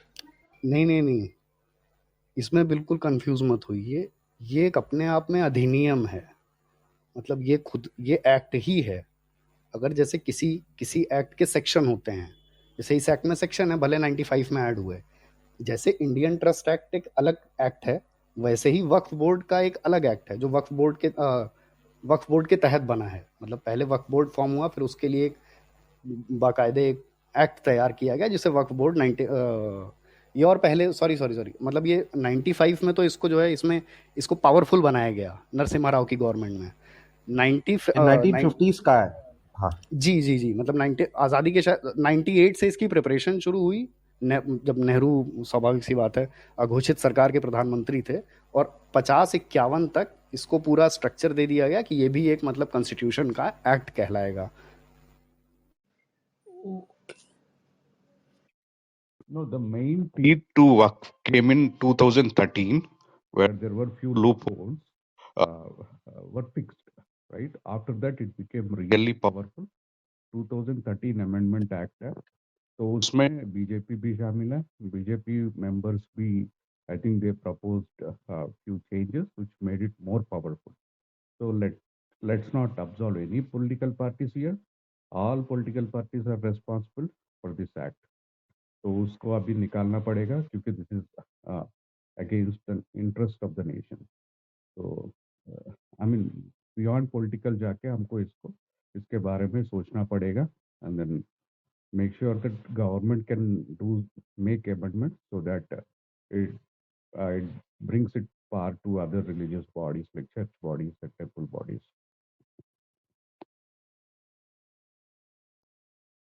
Yeah, Rudra, but the point is, and this is where, the conundrum comes in. If tomorrow Waqf lays claim to your or mine property, basic fundamental right, you have the right to justice. You do that fundamental right basically gets thrown out of the window because you are then subject to the Waqf tribunal, which is run by a particular community. So why am I, as not being a part of that community, subject to a tribunal, which is constitutionally questionable, but at the same time, I am today. So understand, somebody comes and a thief comes and he steals from your house. Now, what's amazing is, who do you go for reprieve or justice? You can't go back to the thief's family to proclaim justice on that. And that's what the problem is. So the entire judiciary and the legal process is thrown out of the window because, Waqf has special powers and special acts. So what's stopping Waqf tomorrow from claiming, and that's what they've predominantly done, right? There is no provision whatsoever to challenge the Waqf decision. There is no legal recourse to it because the tribunal is the final word. I think the High Court has recently said, like, you can approach the High Court if one claims it, Rudra, and slightly your change it voice by is the not very High clear. Court to High Court. Yeah, Your voice is not very but clear. again, like, who will go to the High Court? आवाज फट रही है सबकी. Who I will don't know go if to it the is High me Court? only High or Court में मतलब everybody. will take 10-15 years to claim your own land, right? If a court claims that your land is their land, High Court has recently said like you can still come to the High Court to challenge it, but आप High Court में जाएंगे and then it will take 15-20 years. तो इतना High Court में जाके I लड़ने का don't. क्षमता ordinary person को नहीं होगा. It's basically they are usurping your properties, right? So So please I correct mean me if that's I'm wrong. draconian law and it has to be removed. No two ways about it. Yeah, Yeah. So please courts will correct me not if do I'm. it. I don't think courts will do it. Yeah. Yeah, but please correct me if I'm wrong. I don't think any property disputes with the Waqf can go to the courts at all. The Supreme Court has turned around and denied this. No, recently High Court has said, the Supreme Court, I think recently it came 2 years ago, that you can approach the High Court to challenge the Waqf, taking over your property. Rudra, you're not very So that clear. can. No, I think recently a judgment has come. A judgment has come 2 years ago, I think. So whereby you can still go to the high courts, not to the lower courts, but you can go to the high courts and challenge Waqf taking over your land.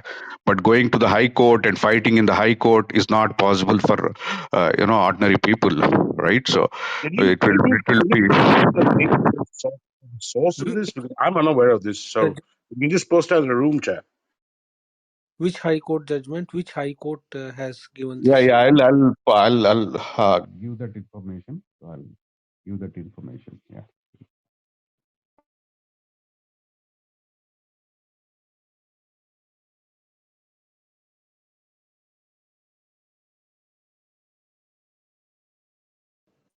This one, somebody was talking about that on 31st December 2013, government of India,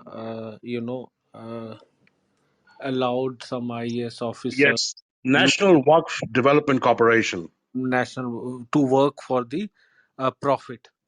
basically for And development of Waqf properties, and they've appointed three IS serving IS officers who would be directors within this corporation. So basically, imagine it's By the the taxpayer government? by by the the government. Yes, IS officers are government government, employees. Oh yeah, my God.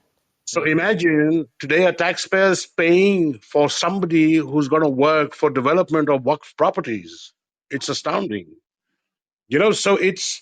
So you have a problem with Waqf and you further do damage to the wound by incorporating this. And And what, this was the exact which year that happened? 31st of December 2013, so a few months before the 13, election. 13. Okay, I thought 16. I said, how that happened during this? Okay, 31st of December 13. 2013. They say they knew that So, they are gonna lose the elections, so they I made think the arrangements. the entire world knew that they were going to lose. true, true, true.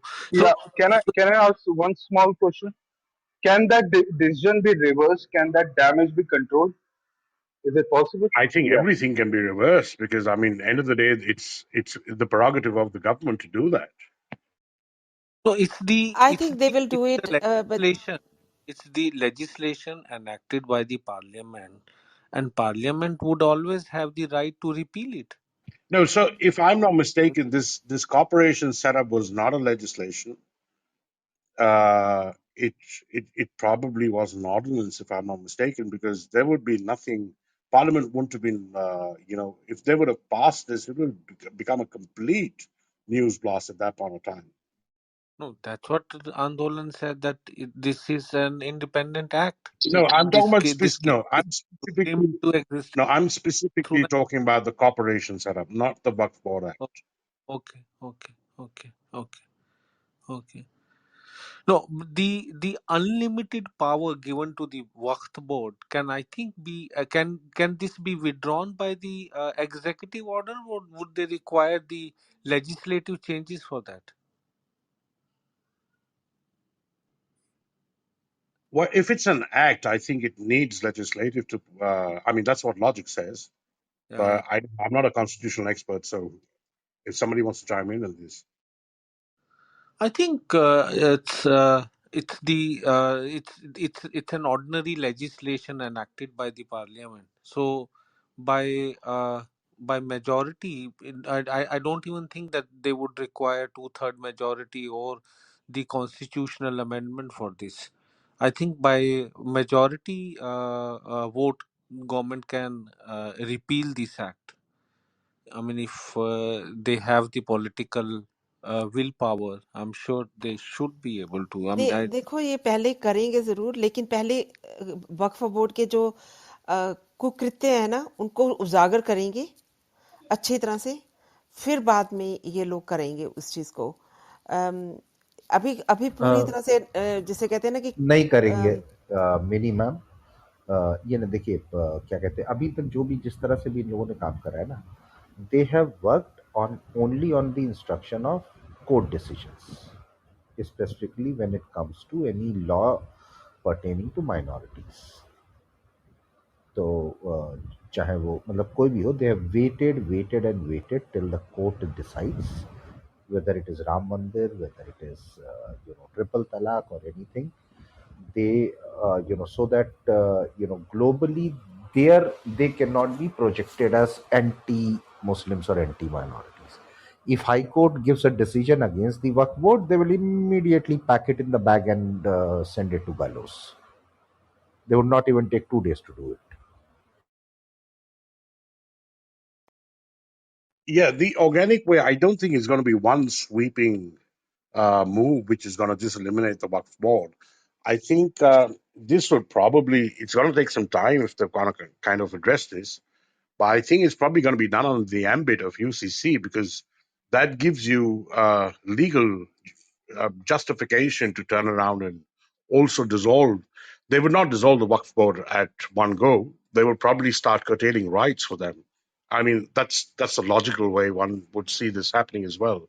But at least if the UCC is implemented, that you can do it under the ambit of UCC, because that lays legal groundwork to turn around and justify any actions you'd want to do. I had heard कि they are going to stop paying the salaries of the Waqf board. कुछ ऐसा करने जा रहे हैं. I'm not sure if I heard it correctly, because all the salaries and everything is being paid by the government at this time. Having said this, we should also look at the discussion under, the Rome currently right now. We immediately come to, again, outsourcing everything to the government, right? Why were we not aware of this? Why did nobody in the entire 80, 100 crore Hindu ecosystem from the last, since 1995 and subsequent to 2013 filed for this to be constitutionally tested? So these are pertinent questions we have to ask. There are a host of them. Andoji, so can this be undo and can this damage be controlled as per you? Sorry, come In again. how many years? Can this damage which has been done, can this be undo? Can this be controlled? Of course, it In can how be many done. years? So my bigger issue is there are a host of properties that over the period of last 7, 8, 9 years would have been taken over by Waqf. This Tamil Nadu case came into limelight because it was full 3 villages or 7 villages. We don't, I don't recall how many. But individual properties have been acquired over a period of time, both government properties and private properties under the Waqf Act. Why it took us from 95 till date, what, 35 years? No, not 30, 25 years, right? And since 2013, almost 10 years, to realize that these guys had such sweeping powers. Why was not even in highlight? Anandji, Jai Shri Ram to everybody. Jairam. Is Taj Mahal in Waqf board? I don't think so. It is Mahal a part of property of the, Waqf हाँ, board. नहीं, जिसको 100 साल से ऊपर का कुछ चक्कर अलग होता है वो उसमें चली जाती है, national monuments or something like that. But let me cross check before giving an answer because I'm not sure. Because I think they're claiming it to be a Waqf property, and but the Archaeological Survey of India is taking care of Taj Mahal. Indian government is spending money on the care of Taj Mahal, but the property belongs to Waqf board. This is something really strange. 1300-year-old temple is Waqf property, but Is it also true, if somebody can throw some light, what is the executive order of the government of UP which talks about the survey of the property of the Waqf board across UP, and by when this survey is likely to be completed, or has this process So started? Rajiv ji, what they are going to survey are the madrasas. I think Waqf properties have already been surveyed and listed. I think it's also accessible online. Or is it already they have already I completed think this so. process? Not only in UP, but I think in most part of the country. Yeah. Madrasas is done because they started with the unauthorized madrasa, survey of the No, unauthorized madrasa, we are identification. talking two different things, Rajiv ji. जो अभी सर्वे होना है वो मदरसों का होना है, वो प्रॉपर्टी पॉइंट ऑफ व्यू से नहीं है, वो दूसरे पर्सपेक्टिव से है, एजुकेशन स्टैंडर्ड और इन सब चीज़ों को लेके। और ये जो वक्फ की प्रॉपर्टीज़ हैं ये मेरे ख्याल से काफ़ी हद तक लिस्ट हो चुकी है और ऑनलाइन अवेलेबल भी है। आप चेक कर सकते हैं कि आपका घर वक्फ की प्रॉपर्टी तो नहीं है, ये आप चेक कर सकते हैं ऑनलाइन। मैंने एक लिंक लगाया था, so whereby supreme court gave that judgment for Jindal. कौन सा जजमेंट है, आप मुझे भेज दिए, मैं ऊपर लगा देता हूँ। मैं इधर लगाया, चार्ट में लगाया था। That judgment actually says that cannot control, and it gave back the property to uh, Jindal to do that mining and all, where Waqf was claiming that land. Jindal was leased to for mining, but Supreme Court ने उसको overrule कर दिया, irrespective of this act.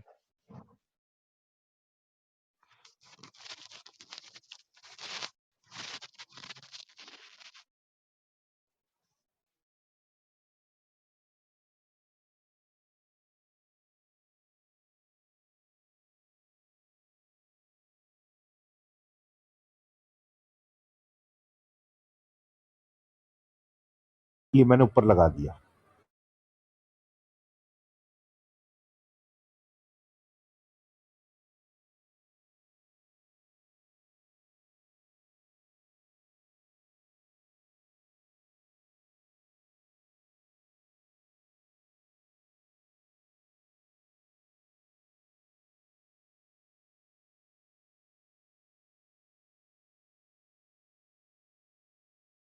So anybody else would like to?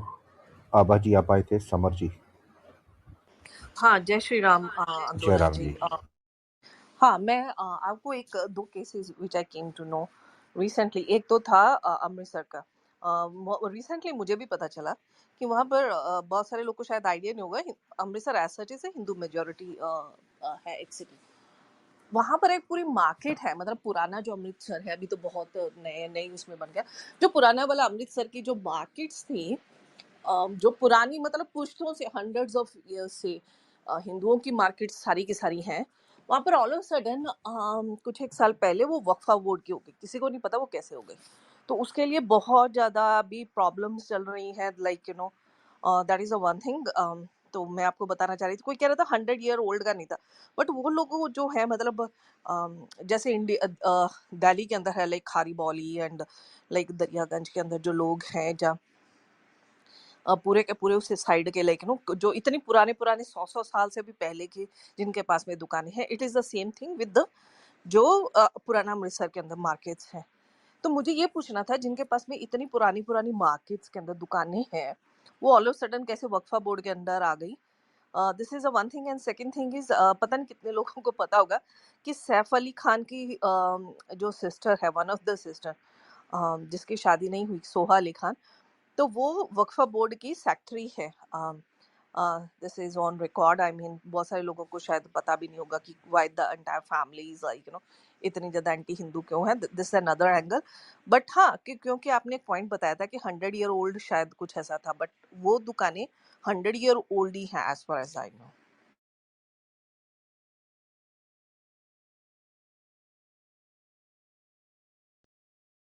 हाँ, लेकिन private properties पे वो 100 year वाला लागू नहीं होता है. वो that is only for national monuments okay और हिस्टोरिक ओके, मुझे लगा इम्पोर्टेंस. कि या वो शायद हर किसी पे होता है, तो वो हाँ, तो जैसे कोई दैट इज पुराना अगर बिल्डिंग है और वो है जो, तो वो उसके पास चली जाती है. अपना जो प्रिजर्वेशन करते हैं ना, अपने क्या बॉडी का नाम है, हाँ हाँ, वो तो समझ लगे, आर्कियोलॉजिकल हाँ डिपार्टमेंट या जो भी हाँ, होता होगा वो। Archaeological department of India. या yes, that I yes I. Understand, but अगर किसी के पास में एक खानदानी प्रॉपर्टी है जो लाइक यू नो 100 ईयर मतलब प्रायर टू इंडिपेंडेंस, वो हिंदू एक किसी के पास में ही है, तो वो ऑल ऑफ सडन कैसे वक्फा बोर्ड की प्रॉपर्टी बन गई? मतलब उसके ऊपर बहुत ज्यादा अभी चल रहा इशू अमृतसर के अंदर। बहुत सारे हिंदुओं को निकलना पड़ा। I mean like all that kind of things are going on. तो ये बहुत, आई मीन ये it is not like that one कि वो अभी आकर के कर रहे हैं। जो जिनके पास 100 साल से भी पुरानी प्रॉपर्टी है, उनको भी आकर के ऑल ऑफ सडन वो वक्फा बोर्ड की बन रही है। और ये काफी हुआ है पिछले 10 सालों के अंदर. इसको किसी ने मतलब कंसोलिडेट करके सुप्रीम कोर्ट के सामने कॉन्स्टिट्यूशनलिटी चैलेंज, अब अभी शायद दिल्ली में कोर्ट में किसी ने कॉन्स्टिट्यूशनलिटी चैलेंज करी है इस एक्ट. उससे पहले तो ये हुआ ही नहीं. धर्मवीर जी नमस्कार, आज काफी टाइम बाद मुलाकात हुई. आपकी आवाज नहीं आ रही, एक बार एग्जिट करके एंटर करिएगा सर. तब तक अगर कोई और कुछ आंदोलन खान जी, आपने अपने डीपी पे कुछ लगा रखा है, अगर आप बोलना चाहें तो. नहीं तो मैं फ्राइड जी के पास चलता हूँ. Yeah, please, उनके पास जाइए. I'll speak later if I get a chance. Sure. Fried. Okay, so there's a nuance in this article that you pinned up, and I've just gone through the entire article as well and the judgment. So the court is not talking about transferring property rights. The case which was put up was just to prove whether this was a religious structure or not. The land belongs to the state. The state government had identified it to be a religious structure, which the surveys were questioned in court, not the legality of the property rights. And if you look at para 19 of the judgment and read the end of it, it says it's open to the state as a lessor to exercise the powers conferred in it by the lease deed after complying the principles of natural justice. So this is not a property dispute where property has been given claim to. The dispute was specifically in the nature of declaration whether it was a religious place or not. So let's not confuse this with any kind of infringement on the Waqf board. So it's important to understand the nuance of this article as well. No, You are Waqf, suggesting if the court Waqf found it actually was a claimed that religious. land No, the court says held by, that all the surveys do not prove it's a religious place. That is all. That yeah, is yeah, the because they only had a purview of recourse, the right? court. They had a recourse to go to the High Court and Supreme Court. There was one more Supreme Court Yeah, judgment but that said Rudra, the point I'm lower trying to courts, make is the point lower I'm courts trying to cannot overrule Waqf, but higher Ru- courts, High Court and Supreme Court can do that. no, This is what happened Rudra, in this case. Rudra, the point I'm trying to make is it was not a property settlement case. The case which went to court was there was a survey done by only one party where they claimed it's a religious site. So the court's adjudication was predominantly whether that survey is valid or not. That is it. That's the only purview. Please read the entire judgment and look at para 19. That kind of sums it up for you.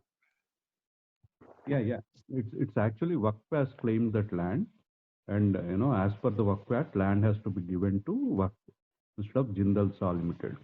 But Jindal went to courts, High Court and Supreme Court. The High Court they have put this expert committee, and then that judgment went to the Supreme Court, where Supreme Court ratified it. So the land which was claimed by Waqf was given back to Jindal. That's the whole thing, right? Which happened there. It happened because they could go to the High Court, and there was one more Supreme Court judgment where it said lower courts cannot overrule the Waqf boards, but you can approach High Courts and Supreme Courts. That's what happened in this Yeah. case, So and just to Jindal won this case. So there's a recourse, but it is very difficult recourse, no. So the not point. possible. So understand one thing, Rudra. The thing is, Waqf claimed it's a religious monument. It's a place of religious importance. All right. The entire judgment at any point of time does not talk about conferring rights of property. And it very clearly says that this land was leased out by the state government. It is still up to the government whether they want to revoke the lease or not.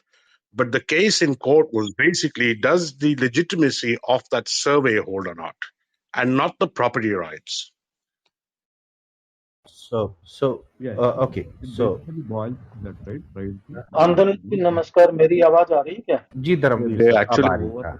were claiming of that land. So Waqf claimed that land, but they had gone to the courts and got a recourse. But they can go only to the higher courts because it should be given to Waqf as per Waqf Board Act. So, Right? Fried, I think Rudra is making a right judgment point. actually reversed it. Yeah. The basic dispute has started because Waqf claimed this to be their own land. आंदोलन जी मैं And- बोलूं कुछ के? हाँ Dharmveer sir, आप बोल दीजिए. नीरज जी, आंदोलन जी, ईशान, मेरी आवाज आ रही है क्या? यस सर, आपकी आवाज आ रही है. आप बोलिए सर. मैं बोलूं कुछ? सर बोलिए. मेरी आवाज आ रही है आपको? थैंक यू आ रही थैंक है. यू. जय हिंद, नमस्कार. आवाज आ रही है. ये आज का एक और मामला है. लखनऊ में 250 साल पुराना शिव मंदिर है, वो वक्फ ने कब्जा कर लिया है उसके ऊपर. और ये 1862 का राजस्व रिकॉर्ड है, उसमें शिव मंदिर था और आज भी ग्राउंड पर भी शिव मंदिर है। और 2016 में वक्फ ने ये अपने नाम कर ली है पूरी जमीन, लखनऊ की बात। ये वक्फ बोर्ड आप लोगों को मालूम होना चाहिए 1908 में बना था और हिंदू अपने जमीन के लिए लड़ रहा है, ये तो है तो थोड़ा सा तकलीफ दे। और 1913 में जो है कांग्रेस ने हिंदुओं की प्रॉपर्टी को हड़पने का ये कानून बनाया था। दो 2013 में, सॉरी 2013 में। 1991 में और 95 में जैसा बना, उसमें 2013 में तो इन्होंने और भी ज्यादा ज्यादा तकलीफें दी। कोठी, मकान, खेत, जमीन जायदाद, अब आप अपनी रक्षा नहीं कर सकते। यदि वक्फ बोर्ड ने बता दिया कि उनकी है तो ये डायरेक्ट डीएम को ऑर्डर दे सकता है। इनका इनका इनका एक पैरेलल कोर्ट है। आपकी सुनवाई नहीं हो सकती। आप कहते हैं कि सुप्रीम कोर्ट चले जाओ, हाई कोर्ट चले जाओ, नहीं जा सकते। जाएगा तो भी आपकी वो आपको वापिस कर दिया जाएगा, क्योंकि कानून ऐसा बोलता है। ये तो षड्यंत्र है, क्योंकि वक्फ के नाम पर जो कानून 1923 में बनाया था, इसे तो स्पेशल पावर इस प्रकार की कोई दी ही नहीं थी। हाँ, संशोधन होते रहे हैं। 1954 में हुआ है, कुछ पावर दिए थे। 1984 में राजीव गांधी ने भी थोड़ा सा पावर दिया था इसको। और 1995 में तो ये इस एक्ट को असीमित, इस बोर्ड को अधिकार दे दिए गए। इसमें 2013 में मनमोहन सिंह जी ने जो संशोधन किए, उसमें इसको तो सुपर पावर दे दिया। इसीलिए मनमोहन सिंह ने उस टाइम पर कहा था कि देश में संसाधनों पर सबसे पहला हक अल्पसंख्यकों का है, क्योंकि ऐसा कानून है ना तो सिखों के लिए बनाया, ना बौद्ध, जैन और ये क्रिश्चियन या हिंदू, इस प्रकार का कोई कानून है ही नहीं। जो वक्फ एक्ट है 1995 का, इसमें सेक्शन 36 और सेक्शन 40, 36 एंड 40, इसमें लिखा है कि वक्फ बोर्ड किसी भी प्रॉपर्टी को, चाहे वह प्राइवेट हो या सोसाइटी को या किसी भी ट्रस्ट की हो, वह अपनी संपत्ति घोषित कर सकता है। और सेक्शन 40 में 41, इसमें पहले क्या था, अगर किसी इंडिविजुअल की प्रॉपर्टी वक्फ बोर्ड घोषित कर दी जाती है तो उसकी ऑर्डर की कॉपी में ऐसा कोई प्रावधान नहीं है कि वो कोई चैलेंज कर सके। 3 साल के अंदर ये चैलेंज भी यदि करना होगा तो ये उन्हीं के उसमें जो वक्फ का जो है एक ट्राइब्यूनल, उसी में ही चैलेंज किया जा सकता है। और उसके बाद मान लिया जाएगा कि वो प्रॉपर्टी वक्फ की हो गई। आपको मान लो पता बाद में चलता है तो आप उसको नहीं ले सकते, चैलेंज नहीं की जा सकती, क्योंकि डीएम को आदेश होगा कि डीएम उसको लिखेगा। डीएम, इसका मतलब है कि देश में ये कानून व्यवस्था जो भारत की बना रखी है, सुप्रीम कोर्ट, न्याय व्यवस्था, हाई कोर्ट या सेशन कोर्ट जो भी है, इन वक्फ बोर्ड के सामने कुछ भी नहीं है, नथिंग। तो सेक्शन 52 और 54 में क्या है, जो वक्फ बोर्ड संपत्ति घोषित हो जाएगी उसके बाद उस व्यक्ति को इनक्रोचर माना जाएगा। ये, और वक्फ बोर्ड डीएम को आदेश देगा कि इस आदमी को हटाया जाए और डीएम बाध्य होगा कि उस व्यक्ति को हटा दे। डायरेक्ट लिखा है। सेक्शन 4, 5, 6 और 7 तो और भी ज्यादा खतरनाक है। खतरनाक इसलिए है क्योंकि ये जो है आपके आपके खर्चे पर चलेगी। पूरा सर्वे का खर्चा होगा, सरकार वहन करेगी। जो भी होगा, मानदंड तय नहीं है कि वो संपत्ति वो सर्वे में कैसे जोड़ते हैं, कैसे नहीं जोड़ते हैं। इसका कोई कोई मानदंड है ही नहीं। बताया नहीं गया, जिसमें कोई नोटिफिकेशन होता है या ऑब्जेक्शन होता है, कोई प्रक्रिया होती है, तो ऐसा ऐसा कोई है ही, प्रावधान ही नहीं है। सर्वे के बाद सिर्फ कमिश्नर है वो वक्फ बोर्ड को सूचित करता है डायरेक्ट, और बता देता है कि हमारे नाम कीजिए। और यदि आगे यदि किसी ने जाना है तो ट्राइब्यूनल में ही जाएगा, वो तो इन्हीं का ही है। सेक्शन 6 है इसी का, इसमें 2013 में प्रावधान जोड़ा था कि एक वर्ड था पर्सन इंटरेस्टेड। अगर किसी मुस्लिम को लगता है कि उसकी पार्टी गलत तरीके से ऐड हो गई किसी सर्वे में, किसी अफसर के द्वारा, वो वक्फ बोर्ड के ट्राइब्यूनल में, तो वो तो चैलेंज कर सकता है मुस्लिम को। लेकिन इसमें पर्सन अग्रीव्ड, व्यथित व्यक्ति, इन्होंने 2013 में जोड़ा था कांग्रेस सरकार ने। इसका मतलब है कि मेरी कोई भी प्रॉपर्टी लेगा तो मैं पर्सन एग्रीव्ड हो जाऊंगा। मामूली सा अंतर दिखाई देता है, लेकिन यही अंतर तो बड़ा खतरनाक है। सेक्शन 28 और 29 में जो है वो पूरी स्टेट जो मशीनरी है उसको इस ऑर्डर का पालन करना होगा, वक्फ बोर्ड जो देगा, चाहे डीएम को दे, किसी को भी दे।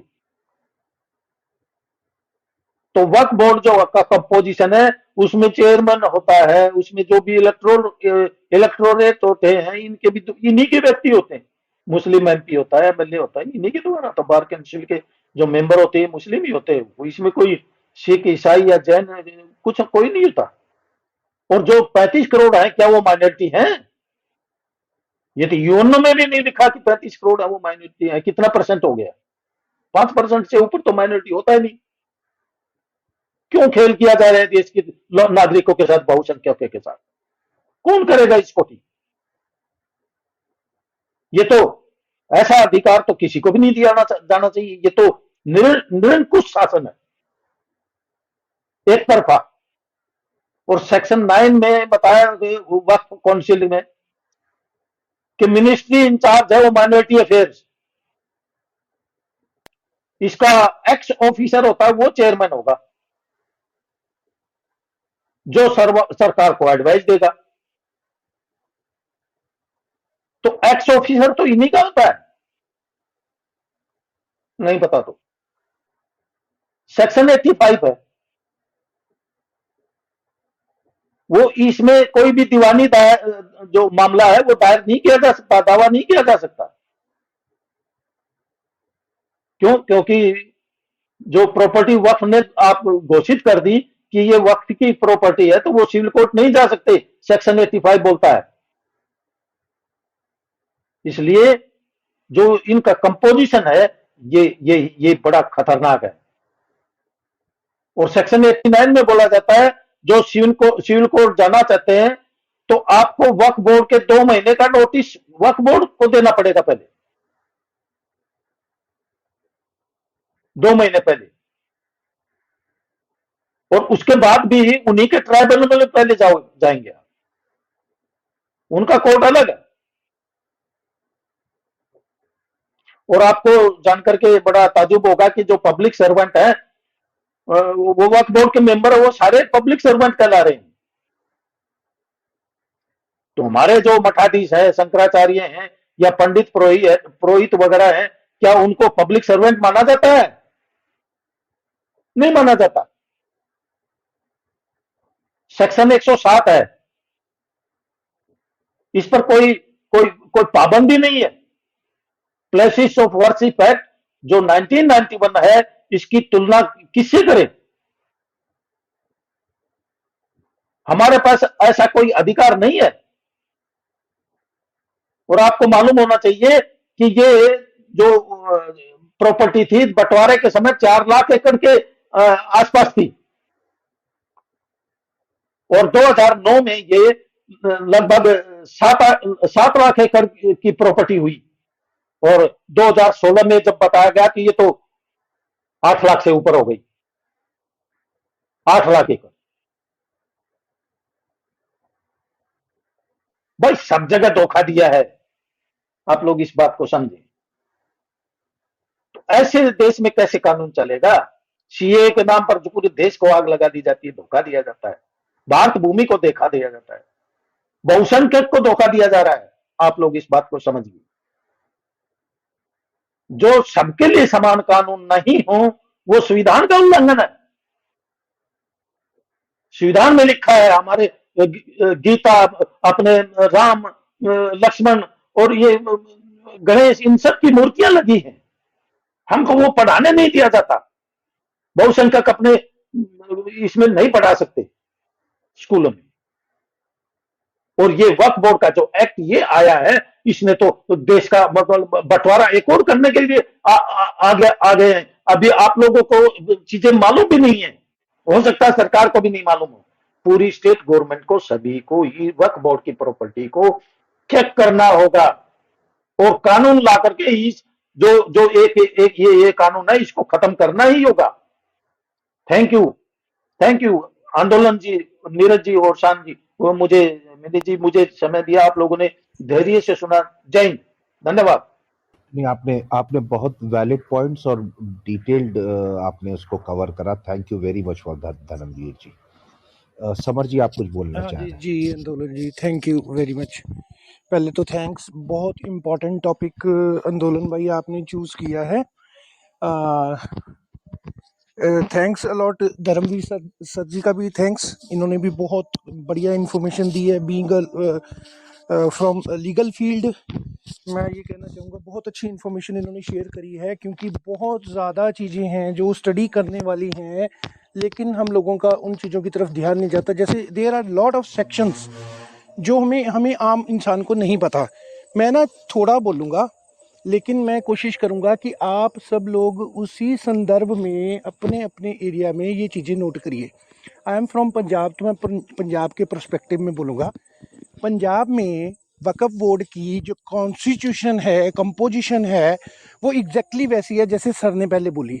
इनके एमएलएज, लीगल फर्टिनिटी के लोग, ये बहुत एक डिफरेंट तरीके का इनका कंपोजिशन रहता है।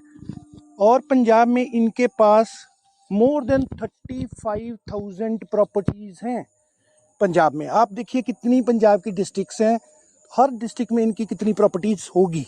हमने बहुत प्रॉपर्टीज का रिकॉर्ड निकाला और हमारे पास आई एम सॉरी, इस समय काफ़ी प्रॉपर्टीज की इनकी डिटेल्स हैं। जो हर सिटी की सबसे प्राइम लैंड रहती है, जहाँ पे मैकडी या केएफसी जैसी, सबवे जैसी सॉरी प्रॉपर्टीज लेती हैं, जहाँ पे जिन जिन जो एरियाज वो चूज करते हैं, वहाँ पे वक्फ बोर्ड की प्रॉपर्टीज हैं। अगर हम सिटीज के अंदर की बात करें, जो मोस्ट पॉश एरियाज रहेंगे, वहाँ पे वक्फ बोर्ड की प्रॉपर्टीज हैं। ये इनके पास कहाँ से आई, कब से आई, ये बहुत बड़ा क्वेश्चन है। कुछ तो लेटेस्ट भी आई हैं। मेरे पास एक केस आया, एक पुजारी ने मुझे अप्रोच किया था 1965 में। बहुत प्राचीन यहाँ पे मंदिर है एक, सतलुज नदी के पास। वो उसका रिलेशन बताया जाता है यक्ष और युधिष्ठिर के टाइम का है वो सिस्टम। वहाँ पे काफ़ी बड़ी लैंड थी मंदिर के पास, वो सारी की सारी वक्फ बोर्ड को 1965 में दे दी गई। 65 की बात कर रहा हूँ मैं, 1965 की कांग्रेस ने दी।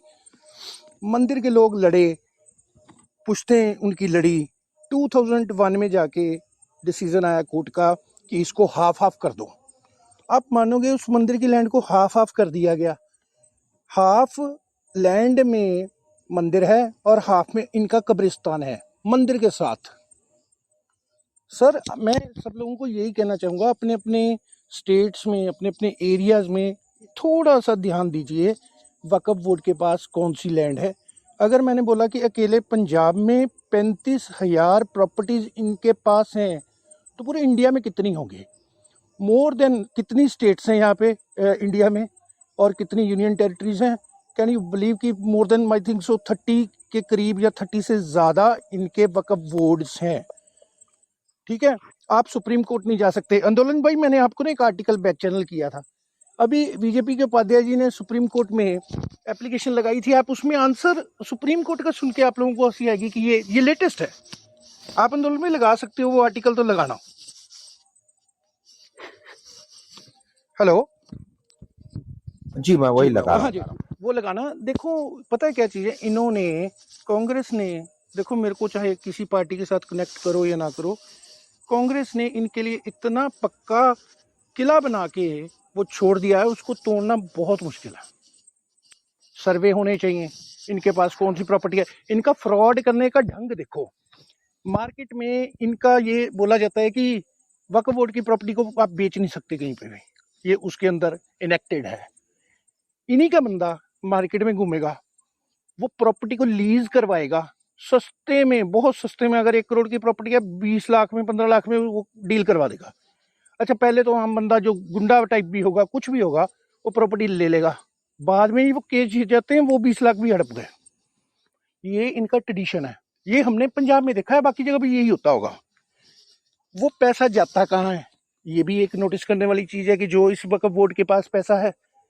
इनके अपने कॉलेज बनते हैं मदरसाज बनते हैं मस्जिदें बनती हैं बहुत ही डिफरेंट वे से ये इनका फंक्शनिंग है आंदोलन भाई थैंक्स इस टॉपिक के ऊपर डिटेल में रूम होना चाहिए पहले रूम तो ये होना चाहिए इनकी प्रॉपर्टीज कहाँ है फिर रूम बनना चाहिए कि इनका इनका ये जो इनके लॉज हैं इससे रिलेटेड उसमें किस सेक्शन में क्या है जैसे वक्फ बोर्ड का जो मेन एक्ट है उसका सेक्शन 40 अपने आप में एक बहुत वेग है ये ऐसे रूम्स आंदोलन भाई बनने चाहिए this is a very dangerous एक बहुत खतरनाक ये वक्फ बोर्ड वाला सिस्टम है जिसको अभी पहले जो बोल रहे थे उन्होंने बोला था कि क्या ये एक और पार्टीशन की तैयारी है इतनी लैंड इनके पास अगर 35,000 प्रॉपर्टीज पंजाब में है तो पूरी इंडिया में कितनी होगी 30 से ज्यादा या 30 बोर्ड हैं इनके टोटल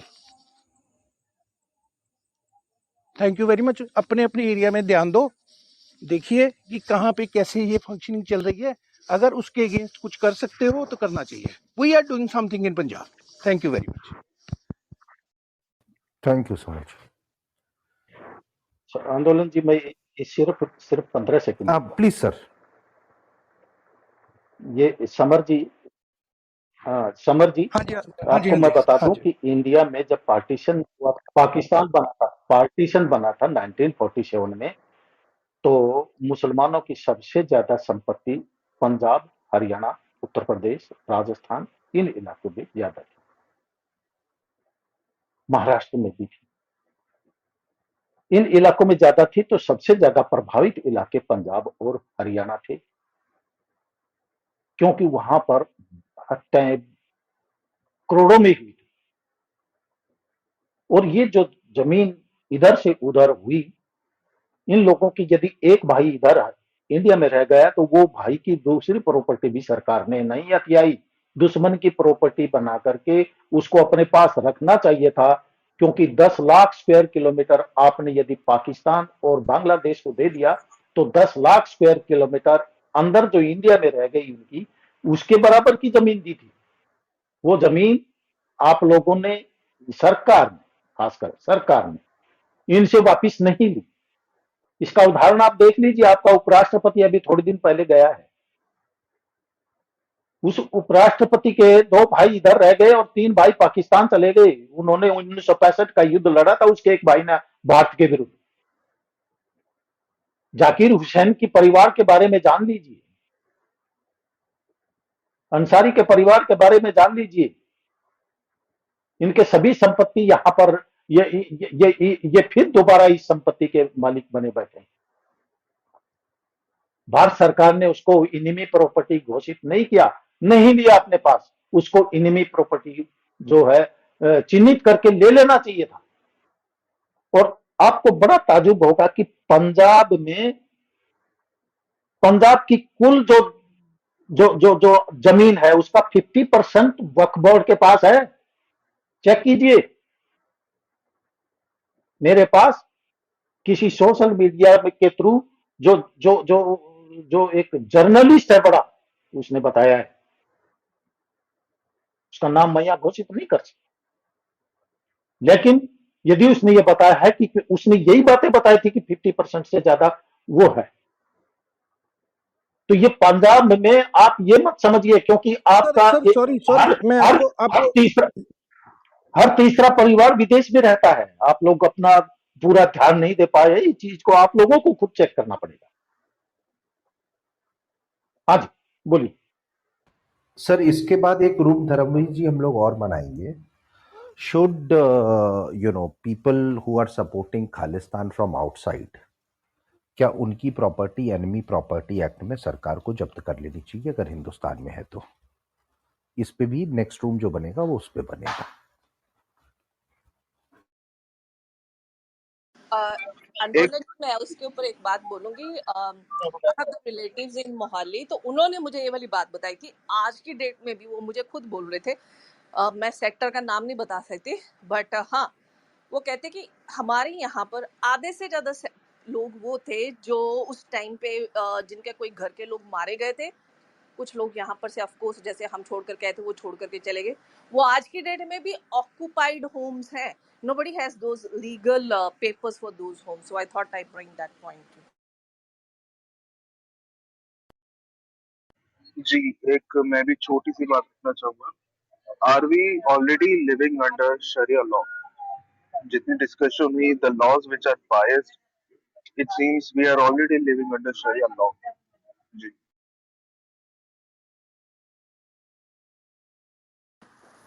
Can ये I तभी तो make a डिमांड किया comment जा रहा regarding someone just said that Khalistani people's properties should be seized in Punjab or Haryana or something like that? Yeah. Yes, they should be We will be seized. holding. We You know, would be someone. holding a room. Yeah. I am I. in I am in Canada, sir, and Yeah.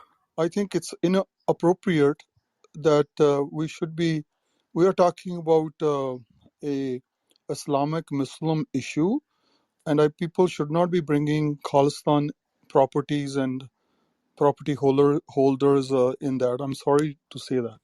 But this was an announcement of a separate room, Mr. Singh, that we would be holding. That people who are, supporting Khalistan, where people specifically who are sitting outside India, if they have property in India, they should be earmarked as enemy property and taken up by the government. So that's the title of another room which I just announced. So you can come to that room and we can have a detailed discussion on that one as well.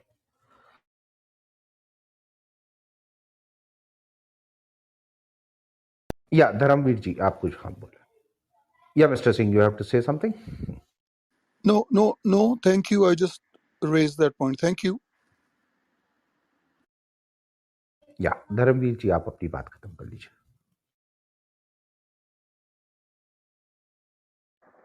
न, मैं अभी दूसरों की बात सुनना चाहूंगा।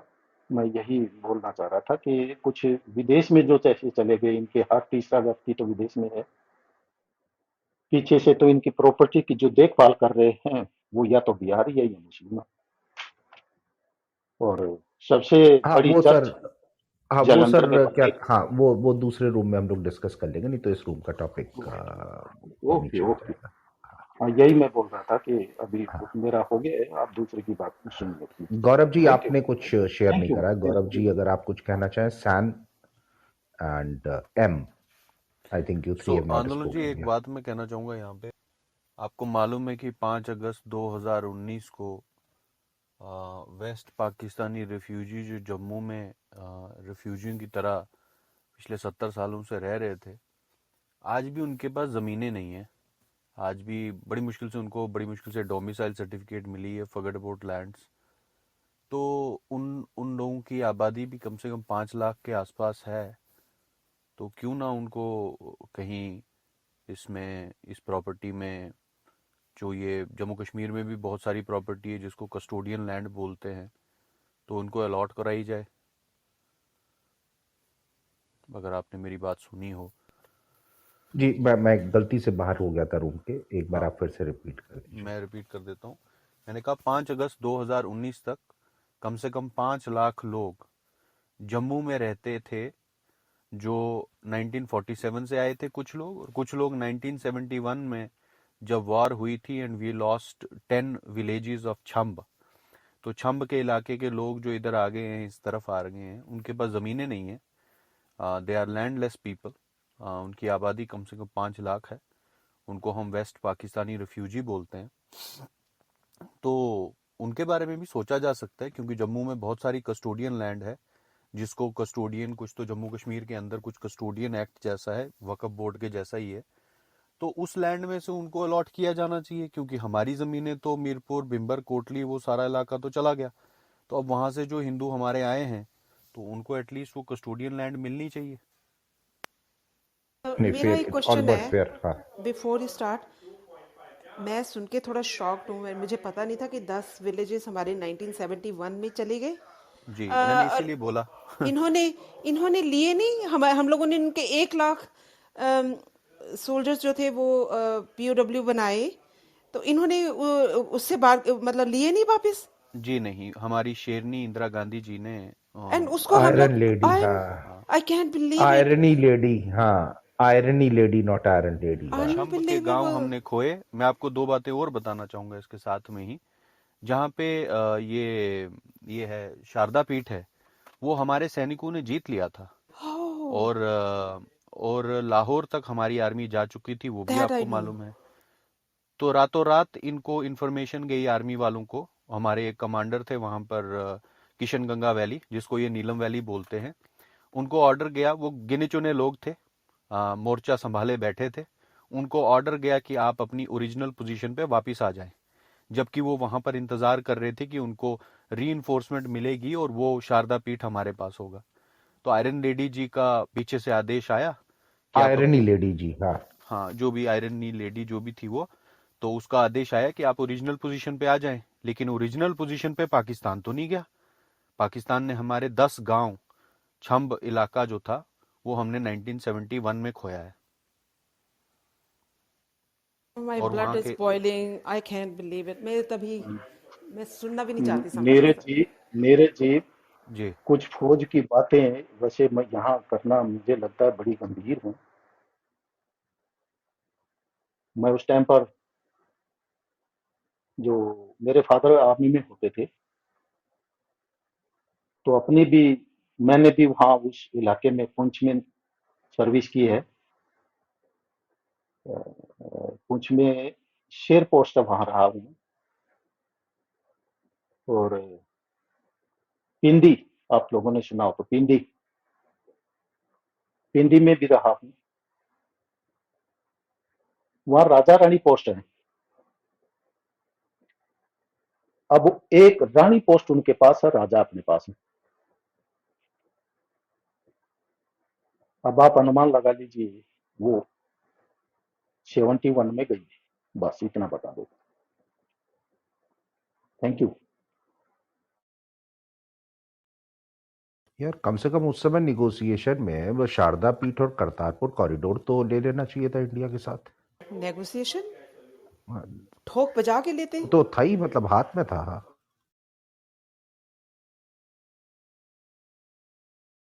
मना कर ही नहीं सकते थे, उनके इतने बंदे हमारे पास है। तो उनका चीफ ऑफ आर्मी स्टाफ यहाँ इतना डिप्टी जो जो उपराष्ट्रपति बैठे थे उसका भाई था भाई। आपको मालूम है? पढ़ो उसको पूरा। तब देखो कौन था आपका उपराष्ट्रपति और उनका चीफ ऑफ आर्मी स्टाफ कौन था। एनिमीज इन होम।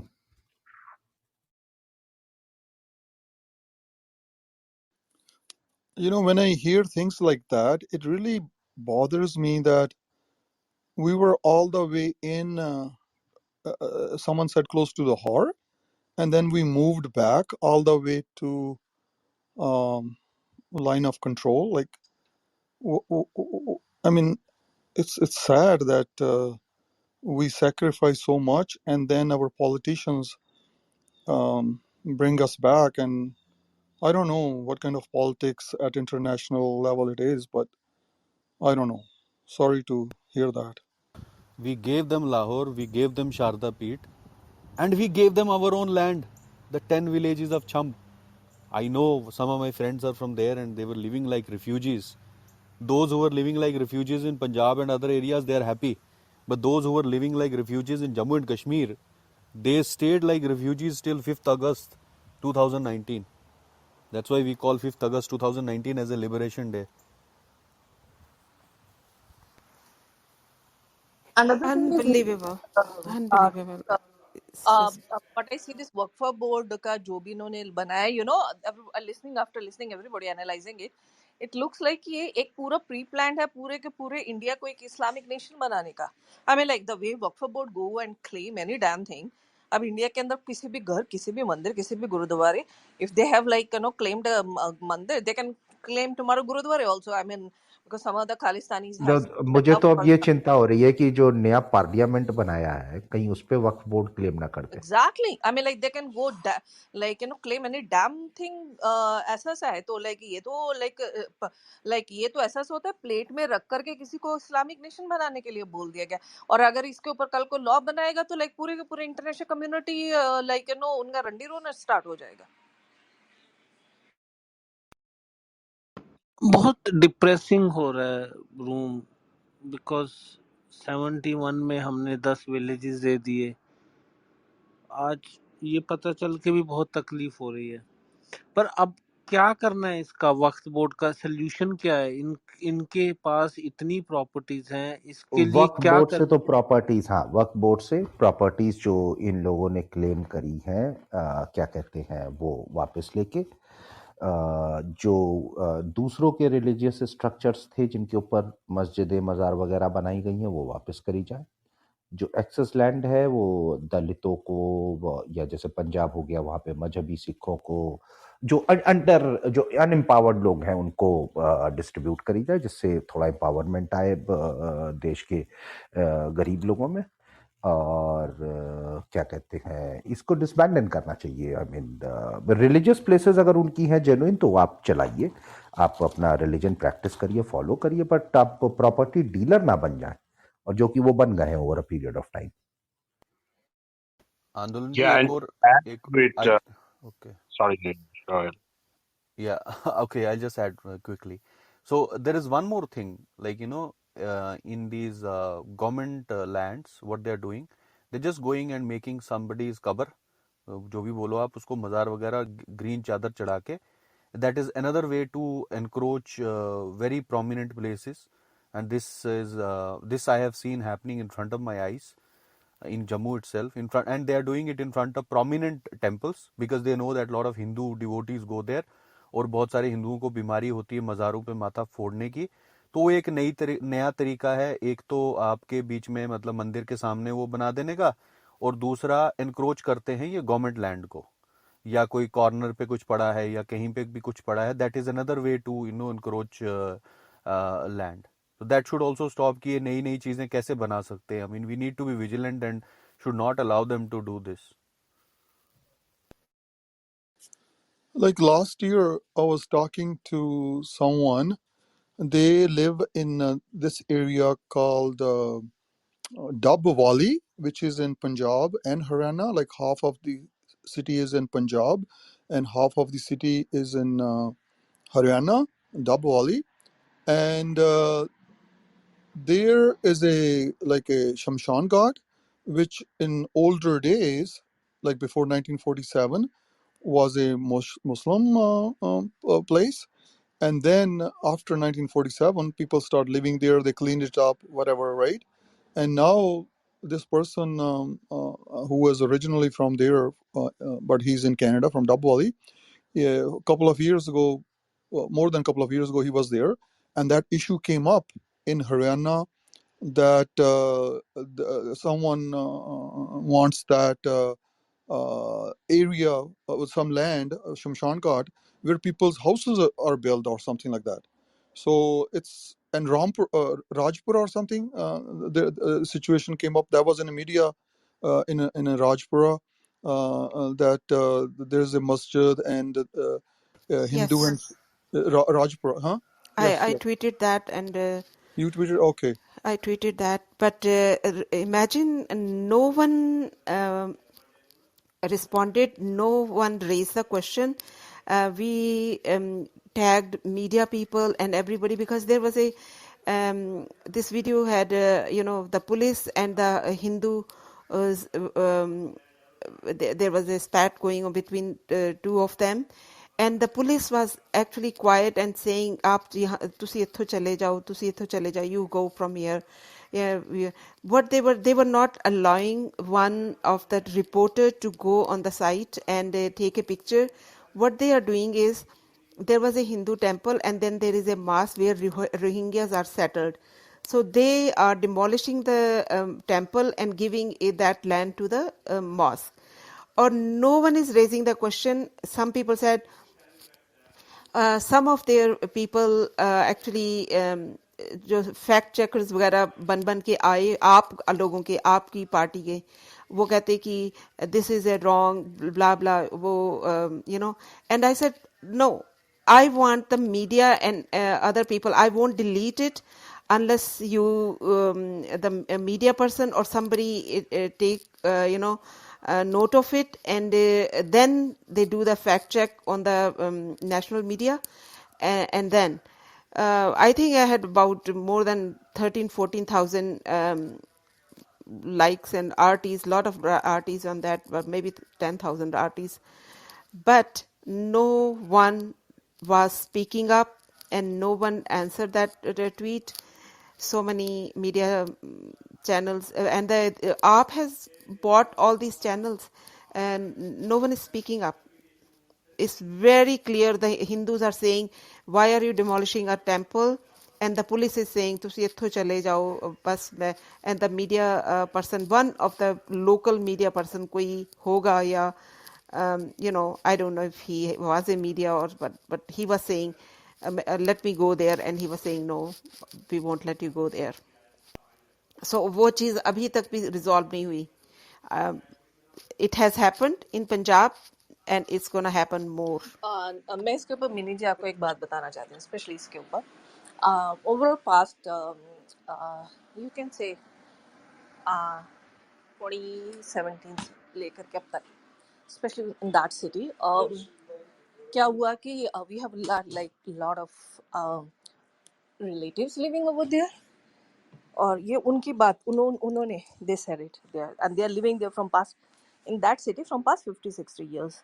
ओके, अब उन्होंने क्या बोला है, इस शहर के अंदर जो कोट अनकोट पूरा हिंदू शहर होता था, 90% राजपुरा, क्योंकि अम्बाला के बाद में आता है फर्स्ट टाउन ऑफ पंजाब, ठीक है, उसके अंदर पिछले 7-8 साल से all of sudden, I am saying all of sudden again, planned is, they find it all of sudden but is a planning, I know, planned तरीके से पूरी की पूरी रोहिंग्या पॉपुलेशंस आकर के बस गई है.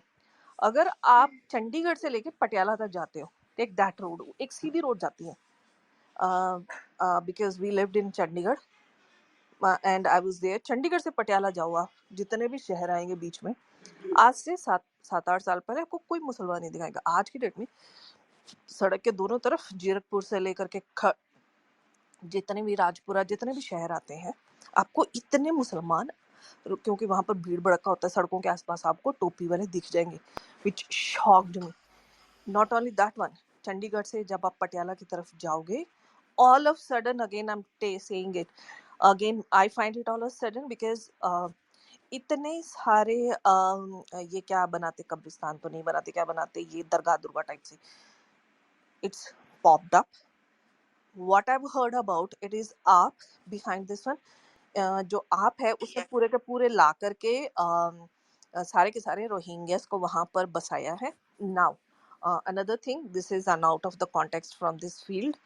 Now this is how these people they work it on to the areas, like जैसे इन्होंने नेपाल बॉर्डर के अंदर है कि जहाँ पर बॉर्डर होता है, like we say the chicken neck kind of lay, they wanted to break it. So जो like areas है, for example अगर आपको पंजाब को काटना होगा तो राजपुरा और ये सारा एरिया जो है पटियाला से चंडीगढ़ बेल्ट है, अगर इसके अंदर से आप ला करके एक स्पेसिफिक कम्युनिटी को बिठा दोगे, कल को उस स्टेट को अलग करने में पर्टिकुलर पाकिस्तान को या किसी को भी इस्लामिक लोगों को बहुत आसानी हो जाती है. सो दिस इज द जो मुझे बाद में और डीपर उसमें जाकर के करने में हुआ, राजपुरा के अंदर एक टाइम के अंदर एक भी पूरी हिंदू मार्केट है वहाँ जो अंदर टाउन के अंदर है, एक भी मुसलमान का नहीं होता था, because we have a relative, तो like we used to go there and all that. तो उन्होंने ये बोला कि अभी ऑल ऑफ सडन क्या होता है, एक दुकान आती है और अभी आधी मार्केट से ज्यादा वहां पर लाइक जो है वो मेन मार्केट में से आपको सारे मुसलमान दिख ऑल ऑफ सडन. तो मैंने बोला कि ऑल ऑफ सडन कैसे होगा, अब नेचुरली एक जो नॉर्मल बंदा होता है उसको पता नहीं होता कि वहाँ से कैसे चीज़ें हो रही, तो वो कहता है जी आप ऐसा से इनको बाहर से पैसा आ रहा है। मैंने कहा कौन से बाहर से पैसा आ रहा है, do you know that one? अब उनको इस बात का पता नहीं होता, तो मैंने बोला कि FYI I just tell you how the things are going out there. अच्छा, ये मैंने एक चीज चेन्नई में नोटिस करी, अभी मैं कुछ टाइम पहले तमिलनाडु गया था। किसी भी स्टेशन के आसपास, बड़े स्टेशन, चेन्नई स्टेशन के आसपास या किसी भी बड़े स्टेशन के आसपास जितने भी रेस्टोरेंट्स हैं, they are owned by one community only, right. अच्छा, मैं थोड़ा सा जब बाहर जाता हूँ तो खाने पीने में थोड़ा सा नियम संयम बरतता हूँ कि भाई क्या कहते हैं, थूक एक जिहाद की वजह से। थोक जिहाद की वजह से, या टू बी वेरी प्रिसाइज, तो मुझे बाकी सब चल जाता है भाई। कोई अपना सरदार का ढाबा दिख गया वहाँ खा लूँगा, कोई अपना हिंदू का दिख गया रेस्टोरेंट वो खा लूँगा। लेकिन चेन्नई पे I had face this as a major issue because there was not a single restaurant in that 1 kilometer area of Chennai, Tiruchirappalli, and all of those places. 99% of the outlets were of one community. Is it something which is मुझे समझ में नहीं आया, मतलब how can that be this level of concentration? If somebody is from Chennai and he can, maybe I might have seen it wrong or something. I like to say something regarding this. Like we people, like I'm talking about the Punjabi Sikh community or Punjabi community, we buy halal. Like I talk to people in UK, here in Canada, just because halal is cheap or cheap meat, we buy it. We don't think that we shouldn't be buying halal meat. We just go for a good deal. We don't think what are we really doing by promoting these businesses like that. Like I know in Delhi, Chatka issue came up and there, but here in UK and Canada, I've talked to many people, and now all the here in Canada, even an Italian restaurant is written outside halal. You know, uh, I'm not against Same that. is in USA. It's, Every give Patel me store, the they option too, right? If you say no, halal, but then because you say don't ask for it, non-halal. but it's gonna divert the totally, because halal is a Even big issue. Popeyes, there's a new restaurant that came up from USA. Popeyes chicken. It's a very good chicken, and it's not written there. But internally, I asked them, and they said, that, yeah, it is not 100% halal, but it is halal and this and that. So they are doing it in a soft way and a hard way. And, it's, I know here in Costco, you have two options. You can buy halal chicken and you can buy regular chicken. So, this is like a Sharia law. If you think about it, like halal is Sharia law, I think. I could be wrong, but anyways. I just told my Patel brothers that they just opened it actually, बहुत मेरे घर के करीब, और साथ की जो उनकी दुकान है, उन्हीं की दुकान है, उसमें हलाल meat, they slaughter the animals there, so वहाँ पे उनका फ्रेश मिलता है। उसके बाहर लिखा है हलाल मीट, और साथ में ग्रोसरी की स्टोर। और मुझे बड़े बघार के कह रहा था कि देखो हमने ना इसको मिक्स नहीं किया, क्योंकि हम लोग भी वेजिटेरियन है, हम लोगों ने इसको मिक्स नहीं किया, हम लोगों ने बिल्कुल दीवार की हुई है, दरवाज़ा भी बाहर से खुलता है, बाहर की बाहर बिकता है, बाहर की बाहर वगैरह वगैरह। मैंने कहा तुम्हें ये तो पता है ना कि हलाल मीट होता क्या है? कहता हाँ पर लेकिन डिमांड उसकी है। तो मैंने कहा डिमांड उसकी इसलिए है क्योंकि मुस्लिम नहीं खाएगा, हिंदू खा लेगा, सो दैट सिंपल। और तुम लोग बेच रहे हो अपने आप को वेजिटेरियन कह के। मैंने उनकी दुकान पे जाना बंद कर दिया।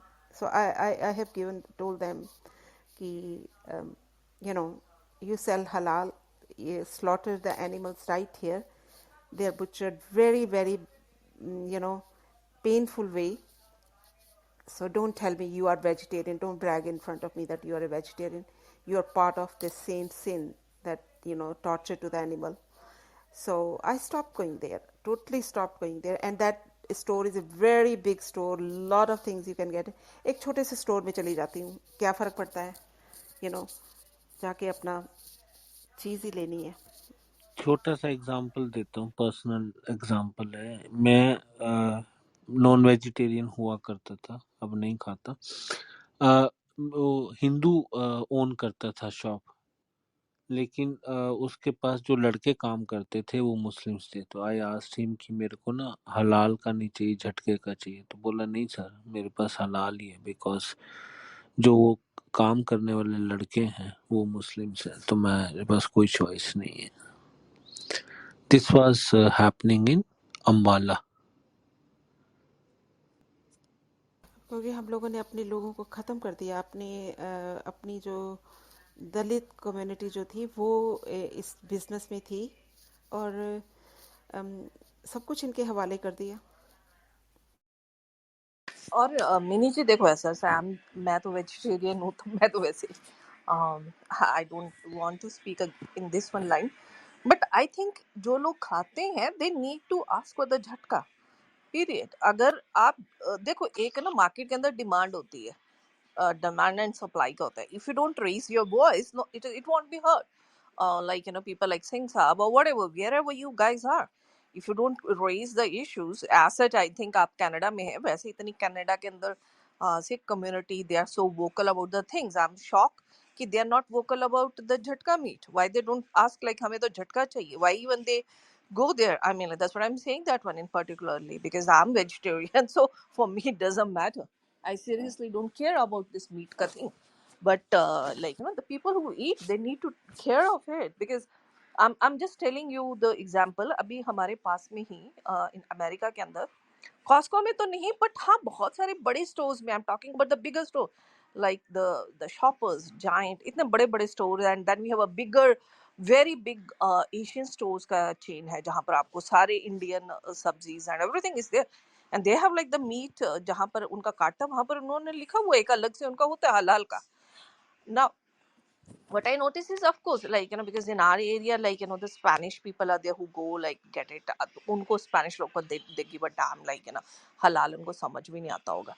बट हाँ, मेरा I have a direct question only कि लाइक अगर जो लोग खाते हैं दे आर लाइक हिंदू या सिख कम्युनिटी से, they need to ask the jhatka, because I know personally Uttarakhand में है कोई, मेरे को नाम नहीं उनका ध्यान आ रहा, तो ही स्पॉन्सर्ड एक्चुअली एक वहाँ के, क्योंकि वहाँ पर बहुत ज्यादा ऐसा सॉरी, जो नाई की दुकान है, मीट की दुकान है, जितना भी छोटा वाला काम है, उत्तराखंड के अंदर भी बहुत ज्यादा चल रहा है ये इनका जिहाद का, कि सब दिस ऑल सारे के सारे एक ही कम्युनिटी के, इस्लामिक कम्युनिटी से आ रहे हैं। तो उन्होंने एक लड़के को पैसे दे करके लाइक उसका नाई का दुकान या मीट का दुकान खुलवाया। तो आई थिंक आप भी अपने आसपास के लोगों को बोलिए, become like make an organization who works in this area. और अगर आप कनाडा में है तो Singh Sahab, I think like you guys are so vocal, why don't you ask your guys to open some jhatka shops there? Um, I don't know the business, but as I said, Punjabi people or Sikh people, they don't care. They just look for a good deal. You cannot imagine. Here, I heard where I live here in Ottawa, that they in one apartment building. I can't say it's 100% confirmed, but in one apartment building, smell was coming. In a tub, they took a goat and they did halal goat in an apartment building in a tub. And I think it was, I could be wrong. I apologize for making a mistake here. It was Somalian community, Muslim Somalian community. I'm sorry if I'm wrong. I would apologize. But I heard that.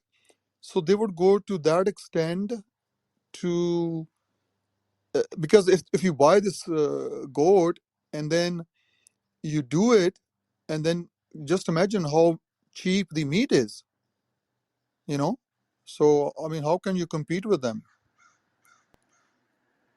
Yeah, I just like to add here as well. Halal is not specifically only to meat anymore now. There's halal No, certification dahi. which is given There is a to dahi. any product. Dahi is Yeah, halal. I don't know. every product. Yeah, so the halal industry is much larger and is not confined only to meat. So you've got to understand where the halal industry is now fanned out to just about anything you'd pick up in a shopping store. I mean, I don't understand how dahi can be halal now. I don't know. I don't know. Now there are So their apartments now which halal are means halal. anything There are which has taxi services now which are certification. halal. Yeah, so it's So it के doesn't उनके contain pig toilets जो हैं product. वो Mecca Medina की direction में नहीं हो सकते ऐसे apartment. yeah, there are certification bodies for halal. So understand one thing: anything which has a stamp of halal, you're contributing to the economy. No, halal, they just ensure that it doesn't contain any pig products, right? That's why halal medicine and all those things have come. Halal, are manufactured in units which doesn't deal with pig products. That's why the halal, dahi is halal, and then many other Yeah, products. but the Now you point can is this. अच्छा actually invest your money in halal certified Yeah, mutual fund also. हाँ yeah. So the मैं thing बता is सकता हूँ, this. मेरे को There थोड़ी are C knowledge है इसके agencies बारे में. which, हाँ कपिल जी बोल लीजिए. एक्चुअली ये हलाल सर्टिफिकेशन, जैसे आपने हमदर्द का नाम सुना होगा जिसका रूह अफ़ज़ा आता है, ये सब आता है, तो हलाल सर्टिफिकेशन इज वहां पे जो भी कटेगा वो शरिया के अकॉर्डिंगली सिर्फ ओरिजिनल मुस्लिम जो होंगे कलमे वाले वो काटेंगे. उसके अंदर कोई भी बाहर के किसी आदमी ने कोई चीज को टच नहीं करा होगा, कोई हिंदू कोई और किसी चीज को टच नहीं कर सकता. वहां पे 100% कलमे वाले मुस्लिम्स होंगे, वहां पे काम कर रहे होंगे. उसका मीट से लेना देना कुछ नहीं है. आप वहां पे कुछ भी काम कर रहे हैं, आपका जो भी प्रोफेशन है, वहां पे 100% कलमे वाले मुस्लिम्स होने चाहिए काम करने वाले, तब आपको हलाल सर्टिफिकेशन मिलती है और उसके लिए एक फीस देनी पड़ती है. precisely, yeah, absolutely right, Kapil. Yeah, या and what must be taken note is there are agencies which give you certification. So it's not that you can just manufacture a product and put a stamp of halal. There's proper certification you need for it. और एक साथ हम जैसे लोग क्यों लेते हैं, हम जैसे खुद भी लेते हैं लोग सर्टिफिकेशन. पता है क्यों? क्योंकि हम अरब कंट्रीज में नहीं भेज सकते वो सर्टिफिकेशन के बिना. आप चिप्स भी भेज रहे हैं ना, उसको भी सर्टिफिकेशन होगी. अरब कंट्रीज तभी आपका इंपोर्ट करेंगी, अदरवाइज नहीं राइट, करेंगी.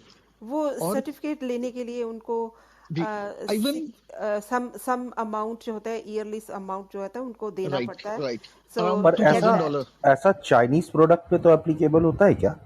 सब पे. तो सब पे होता है. चाइनीज वो तो जैसे चाइना तो एसी वगैरह बेचते नहीं हैं. नहीं, चाइना हाँ से जो आ रहा है वो नहीं नहीं, वहां वहां तो इतनी औकात नहीं है. वहां तक हाँ. तो वो उसके हिसाब से नहीं बनवा सकते. वो हम जैसे हैं जो पैसों के लिए थोड़ा सा बेंड कर लेते हैं अपने आप को. अरे चाइना भी और करता है ये अब बिजनेस मैं के कहता लिए. हूँ आप If UAE वेजिटेबल्स भी any बेच रहे हैं product ना. they send, right, even China do that halal certificate because they're business minded people and money is needed. But वो क्वेश्चन नहीं है ना, उनको भेजना है तो क्या प्रॉब्लम है हलाल सर्टिफिकेट लेने में, वो तो नहीं, एक्सपोर्ट कर अभी रहे आप पूछ रहे थे ना हैं. कि वो दही के लिए इंटरनली पूछ रहे थे कि पर इंटरनली जिस दही में हिसाब प्रॉब्लम है. से, हलाल कैसे होता है. हाँ बट तो रुद्रा मैं जी जस्ट वो वन बता रहा सेकेंड. था कि हाँ कपिल कुछ भाई भी हो एक मिनट. सकता है वो. कपिल भाई एक मिनट. हाँ मैं कह रहा था उस हिसाब से तो पोर्क का कंजम्पशन चाइना में सबसे ज्यादा है. Any Chinese worker working on any Chinese product technically can not be a हलाल सर्टिफाइड प्रोडक्ट. देखिए हलाल की मैं वजह से इसमें ही हमारा जो कंट्री है ना, वो कहते हैं ना कि बीफ में एक्सपोर्ट नंबर 1 है. वैसे इसे बफलो मीट, बट इसे एक्सपोर्ट में नंबर 1 है. क्योंकि चाइना करेगा या नहीं करेगा, बट इंडिया के जो मर्चेंट्स हैं वो तो करते ही हैं. वो they give halal money for the halal certification. So that meat goes to, वहाँ पे सऊदी अरेबिया में तो कैमल के अलावा और तो कोई कौन सा एनिमल होता है. So they need all kind of meat that goes from India and some other countries, but lot of meat is sent from India, export किया जाता है यहाँ से. तो और बहुत सारे यहाँ के, वहाँ पे तो कुछ भी नहीं बनता, वहाँ पे सिर्फ तेल ही तेल है. सो किसी ने हेयर ड्रायर बनाया, यहाँ पे इंडिया में बनाया. Obviously they want to make money. they have to send, they want to sell it in Saudi Arabia, and you can't blame them कि they want to make money. उनको fees देनी पड़ती है. वो नहीं देंगे तो कोई और दे देगा. सो इससे उन कंट्रीज तो में मैं समझ आता है मेरे को कि करो, लेकिन यूएसए और यूरोप में जहाँ पे ये क्रिश्चियनिटी है, उन लोगों ने इन लोगों को, मतलब हर चीज़ में ग्रोसरी करने जाओ तो उसके हर बैग के पीछे चेक करो तो हलाल की वो लगी होती है, उनका लोगो बना होता है। बहुत सारे प्रोडक्ट्स हैं बेशुमार। अब किस किस को नाम उनके कहो, किस किस को छोड़ो। मैं तो बहुत देख के लाती हूँ। I don't want to contribute my money to in this because I know there is a percentage of money that goes for jihad. बहुत बड़ी अमाउंट जो है वो मदरसों को प्रमोट करने में जाता है, उनको उनको फंड किया जाता है। और मदरसों में बच्चों को बहुत गलत सिखाया जाता है हिंदुओं के खिलाफ। सो अल्टीमेटली हम अपनी ही पैसा जो है अपने गले कटवाने के लिए देते हैं। पीएफआई को यही लोग फंड करते हैं, बाहर की कुवैत कंट्री हुई, ये इनके बहुत बड़े इनको फंड करने वाले थे। तो देखा जाए तो ये सब मनी उसी हलाल में से भी आती है, उनके अपने भी होंगे, लेकिन बहुत बड़ा चंक ऑफ मनी जो है ये हलाल का जो बिजनेस है उससे उनको मिलता है। एक छोटा सा पॉइंट में और मेरे ऐड को कर दूं, करेक्ट एक करिए। छोटा सा पॉइंट ऐड करना है मेरे जी सी में आपकी। जो आप ये देखो कि ये हलाल सर्टिफिकेशन, आप इसको समझने की कोशिश करो है क्या। हाँ, है ये कि मुस्लिम्स की जॉब पक्की वहां पे होंगी। मतलब आप जहां जहां सर्टिफिकेशन कर रहे हो ना, आप कंफर्म कर रहे हो यहाँ पे सिर्फ मुस्लिम जॉब करेंगे, कोई हिंदू एंटर नहीं कर सकता। आप ये समझो कि ऐसा आप नहीं है, एक परसेंटेज है कि इतने परसेंट होने चाहिए, क्योंकि पतंजलि भी वहाँ पे भेजती है और उनकी कुछ प्रोडक्ट्स जो हैं टूथपेस्ट ये वो जो हैं वो हलाल सर्टिफाइड हैं, क्योंकि वो बेच ही नहीं सकते वहाँ पे। मैं वही सो बता रहा हूँ, आप ये भी पतंजलि चेक का कर बहुत लेना बड़ा वहां वहाँ पे। पे मार्केट है। नहीं नहीं बिल्कुल, लेकिन पतंजलि भी वो उसके टर्म्स एंड कंडीशन को पूरा नहीं करेगा तो हलाल सर्टिफिकेशन नहीं। उसने अलग से यूनिट खोला होगा प्रॉपर। मैं आपको बता देता हूँ, ये आते हैं चेक करते हैं, उसके बाद ही आपको सर्टिफिकेट मिलता है। आप एक बार चेक कर लीजिएगा, मैंने उस पर करी हुई रिसर्च, इसलिए थोड़ा मेरे को मेरे को आइडिया है। करेक्ट करिएगा, क्या हल्दीराम भी हलाल है? पता नहीं मेरे हल्दीराम को, के पर प्रोडक्ट्स भी स्वाद हलाल जरूर है। मैं तो स्वाद के बहुत प्रोडक्ट यूज करती थी। मैंने अब उठाना बंद कर दिया वहां से, वहां पे हर एक्चुअली में चीज के पीछे बैग पड़ना पड़ता है। मैं जो ग्रोसरी जो थी एक मतलब आधे घंटे में खत्म होती थी, अब 1 घंटा लग जाता है खरीदने में। मिनी जी, एक्चुअली में जितना भी आई थिंक उसके बारे में बहुत सारे लोगों ने बहुत बार ट्विटर पे लिखा भी है। There are couple of things specially for the Swad. Swad Patel brother का ब्रांड है, let me tell you. US में, आई डोंट नो कनाडा में भी है कि नहीं, बट यूएस के अंदर स्वाद कनाडा उनका स्वाद सबसे पटेल बड़े ब्रदर का ब्रांड। सबसे बड़े बीफ एक्सपोर्टर भी जो है ना अभी वो इंडिया सारे से, पाकिस्तान से हैं। हाँ, नहीं एक्चुअली में किसी ने पूरे का पूरा लिंक्स लगाए थे और मेरे पास में शायद कहीं पर पड़े भी होंगे। ज्यादातर मैक्सिमम जितने प्रोडक्ट्स उनके आते हैं उसके अंदर वो लिखा होता है। नो प्रॉब्लम क्या होती है, अगर आप उनका व्हाट टू से, अगर आप उसके नीचे जाकर के डिटेल में लिखोगे, पढ़ोगे मिनी जी, तो उसमें they just write the Raja food. I have to actually do more research on this one, क्योंकि मैंने ये रिसेंटली देखा राजा तो इन्हीं का है, पाकिस्तान का है। पाकिस्तान का राजा फूड्स, राइट। तो वो जो होता है उसके अंदर वही वाली, that's what I just want to confirm it. जो स्वाद के ब्रांड्स हैं उसके अंदर 99.99% आपको दिखेगा Raja Foods, and the Raja food is a Pakistan का ब्रांड, लाइक मैंने just confirm, because I know the originally उनके बहुत लाइक बहुत सारी चीजें जो आती हैं।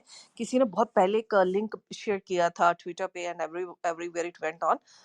तो हम लोगों ने what we have done it in our area, we have started making a list of the all the stores which run by Sanatanis, and जहां पर ऐसा कोई बकवास खाना नहीं है ये हलाल का। So I think everybody need to start doing it wherever, whichever the part of the world you're living it. You need to make a list of the people and go there. हमारे पास में तो आज की date में we have the list of almost 50 लोगों की almost list है जो डिफरेंट प्रोफेशन के अंदर है। लेट इट बी वो मेहंदी लगाने वाली हो, ज्वेलरी बेचने वाली हो, आई am just throwing you an example, जो कोई फूल बेचने वाला हो।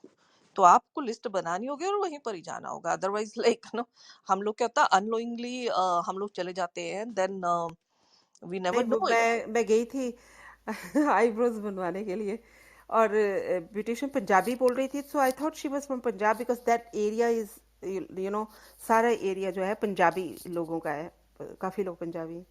तो मैंने कहा आप कहाँ से हैं? पंजाब से। मुझे कहती हम तो पाकिस्तान से हैं। तो मेरी टर्न आने वाली थी उसके शी वाज मैं 2 मिनट बाथरूम गई और शूट बहाना बनाया फ़ोन। मैं क्या मेरे का फ़ोन आ गया मेरा, I will be back in 10 minutes. और वो 10 मिनट अभी तक ख़त्म नहीं हुए। So I left from there. I don't want to give Pakistan my money, single पैसा भी नहीं देना चाहती मैं। पर प्रॉब्लम ये है कि समटाइम्स वी डोंट लाइक जो अपनी इंडियन ब्यूटिशियंस हैं या वेंडर्स हैं जो भी हैं, इतने प्रोफेशनल नहीं हो पाते कई बार। सो मैंने Maybe it's पिछली बार not वो उनको about the कहा, professional. मैंने उसको अपनी इंडियन जो ब्यूटिशियन है वहाँ पे उसको मैंने पिछली बार समझाया कुछ बातें जो मुझे ठीक नहीं लगती। मैंने उसको बड़ी ऑनेस्टली उसको कहा कि ये चीज़ें तुम लोगों को इम्प्रूव करनी चाहिए, तुम्हारे में और दूसरी दुकान में ये फ़र्क है। और जस्ट बिकॉज यहाँ पे बहुत सारे इंडियन रहते हैं, आप लोग बहुत जानते हो, लेकिन अपना प्रोफेशनलिज्म तो देखो। Use deodorant and all kind of things. I mean, there are a lot of things that you need. You are in a beauty business. You have to present yourself very nicely. So उनकी मैं उधर पाकिस्तान की जो beauticians है, जाओ, they are look so neat and clean and इतनी अच्छी तरह से ड्रेसअप होंगी, वो कुछ होंगी। और हमारे इधर जो होंगी वो कई बार तो ऐसे लगता है कि अभी अभी बिस्तर से उठ के आई हैं। सो बहुत बड़े, मतलब I know it sounds very vain और whatever, but no customer जो है वो they want best service, neat and clean place. ये चीज़ें बहुत ज़रूरी हैं, सफाई होना बहुत ज़रूरी है। नहीं नहीं, जो आप कह रहे हो आई टोटली एग्री। तो उसके लिए वही बात है कि पीपल नीड टू वर्क, थोड़ा सा ज्यादा उसके लिए काम करना पड़ेगा। And I totally agree, I support. In fact like मैं तो खुद पर्सनली लाइक फेसबुक के ऊपर डाल डाल करके लेकिन I think I have searched almost 10-15 people like from the different field जो सनातनीज हैं, like let it be anything, like चाहे वो खाना बनाने वाला हो। So I just like we are combining the list and I keep on adding those people so that like सब लोगों को पता चल सके. So that's what I'm asking it like Mini ji, whichever the area you are in, सबके सब हिंदू मिलकर के एक organisation, you need to have an organization नहीं, first of all. मेरे एरिया में तो बहुत ही कम मतलब हिंदू है ही नहीं, दिखाई नहीं देते, all Americans. But I go very far away for few things. और वहाँ पे बहुत सारे इंडियंस हैं। तो मैं डिफरेंस देखती हूँ। जो पाकिस्तान की जो एम्ब्रॉयडरी वगैरह की शॉप्स वगैरह होंगी, दूसरी होंगी, इतना सोफिस्टिकेटेड वर्क किया होता है, बहुत अच्छा काम किया होता है। और पैसा दे के भी खरीदने को मन करता है कि खरीद लो, अपने आप को मार के रह जाते हैं। और अगर इंडियंस की दुकान पे चले जाओ, वो माता का माल वहाँ पे रखा होता है उन्होंने, मतलब इतनी बड़ी बड़ी एम्ब्रॉयडरीज, मतलब एस्थेटिक सेंस नहीं है। कोई एक बटीक ऐसा होना चाहिए कि जिसको थोड़ी सी थोड़ा डिफरेंट हो बाकी स्टोर से। सो एक पाकिस्तानी स्टोर वहाँ पे है उस एरिया में, और वो इतनी अच्छी उनके पास कपड़े होते हैं, इतनी अच्छी एम्ब्रॉयडरी होती है। और I mean there is a difference between there उनकी जो कपड़े हैं उनमें और अपनी दुकानों में। और बहुत बड़ी बड़ी दुकानें हैं। क्या करना, मतलब I just I want think मैं इसके ऊपर एक ही बोलना चाहूंगी, तो प्रॉपरली द लोग जो मंगवाते हैं, as far as I know, I'm not into that business and I cannot speak on their behalf. I think वो जो because I actually originally comes from the marketing field, तो नॉर्मल में जिस हिसाब से जिस चीज की ज्यादा डिमांड होती है लोग उस हिसाब से मंगाते हैं। फॉर इंस्टेंस अगर कोई आई am just throwing you an example, I know like a lady, she is like originally from Tamil Nadu. तो उसके पास अगर आप जाओगे तो बहुत उसके घर के अंदर ही उसने बनाया हुआ store. I am just throwing you this and out of context. तो ज्यादातर सामान जो होता है like that has like the कैसे like Kanchivaram and all that kind of like the like very much like the south touch, Same way में if you go to the lady who's like Gujarati तो ऐसा सा होता है that's what I can say it. I mean like I cannot just speak it for everybody. तो एक तो उनका regional that will be there. Second thing is उनका क्या demand कैसा सा रहता है. I mean that's there. Another thing is it's depend upon the area to area. Probably where I live it like we have the biggest community of Indians. तो हमारे पास में बहुत ज़्यादा choice रहती है. I mean like once in This video was made possible by Creative Contents.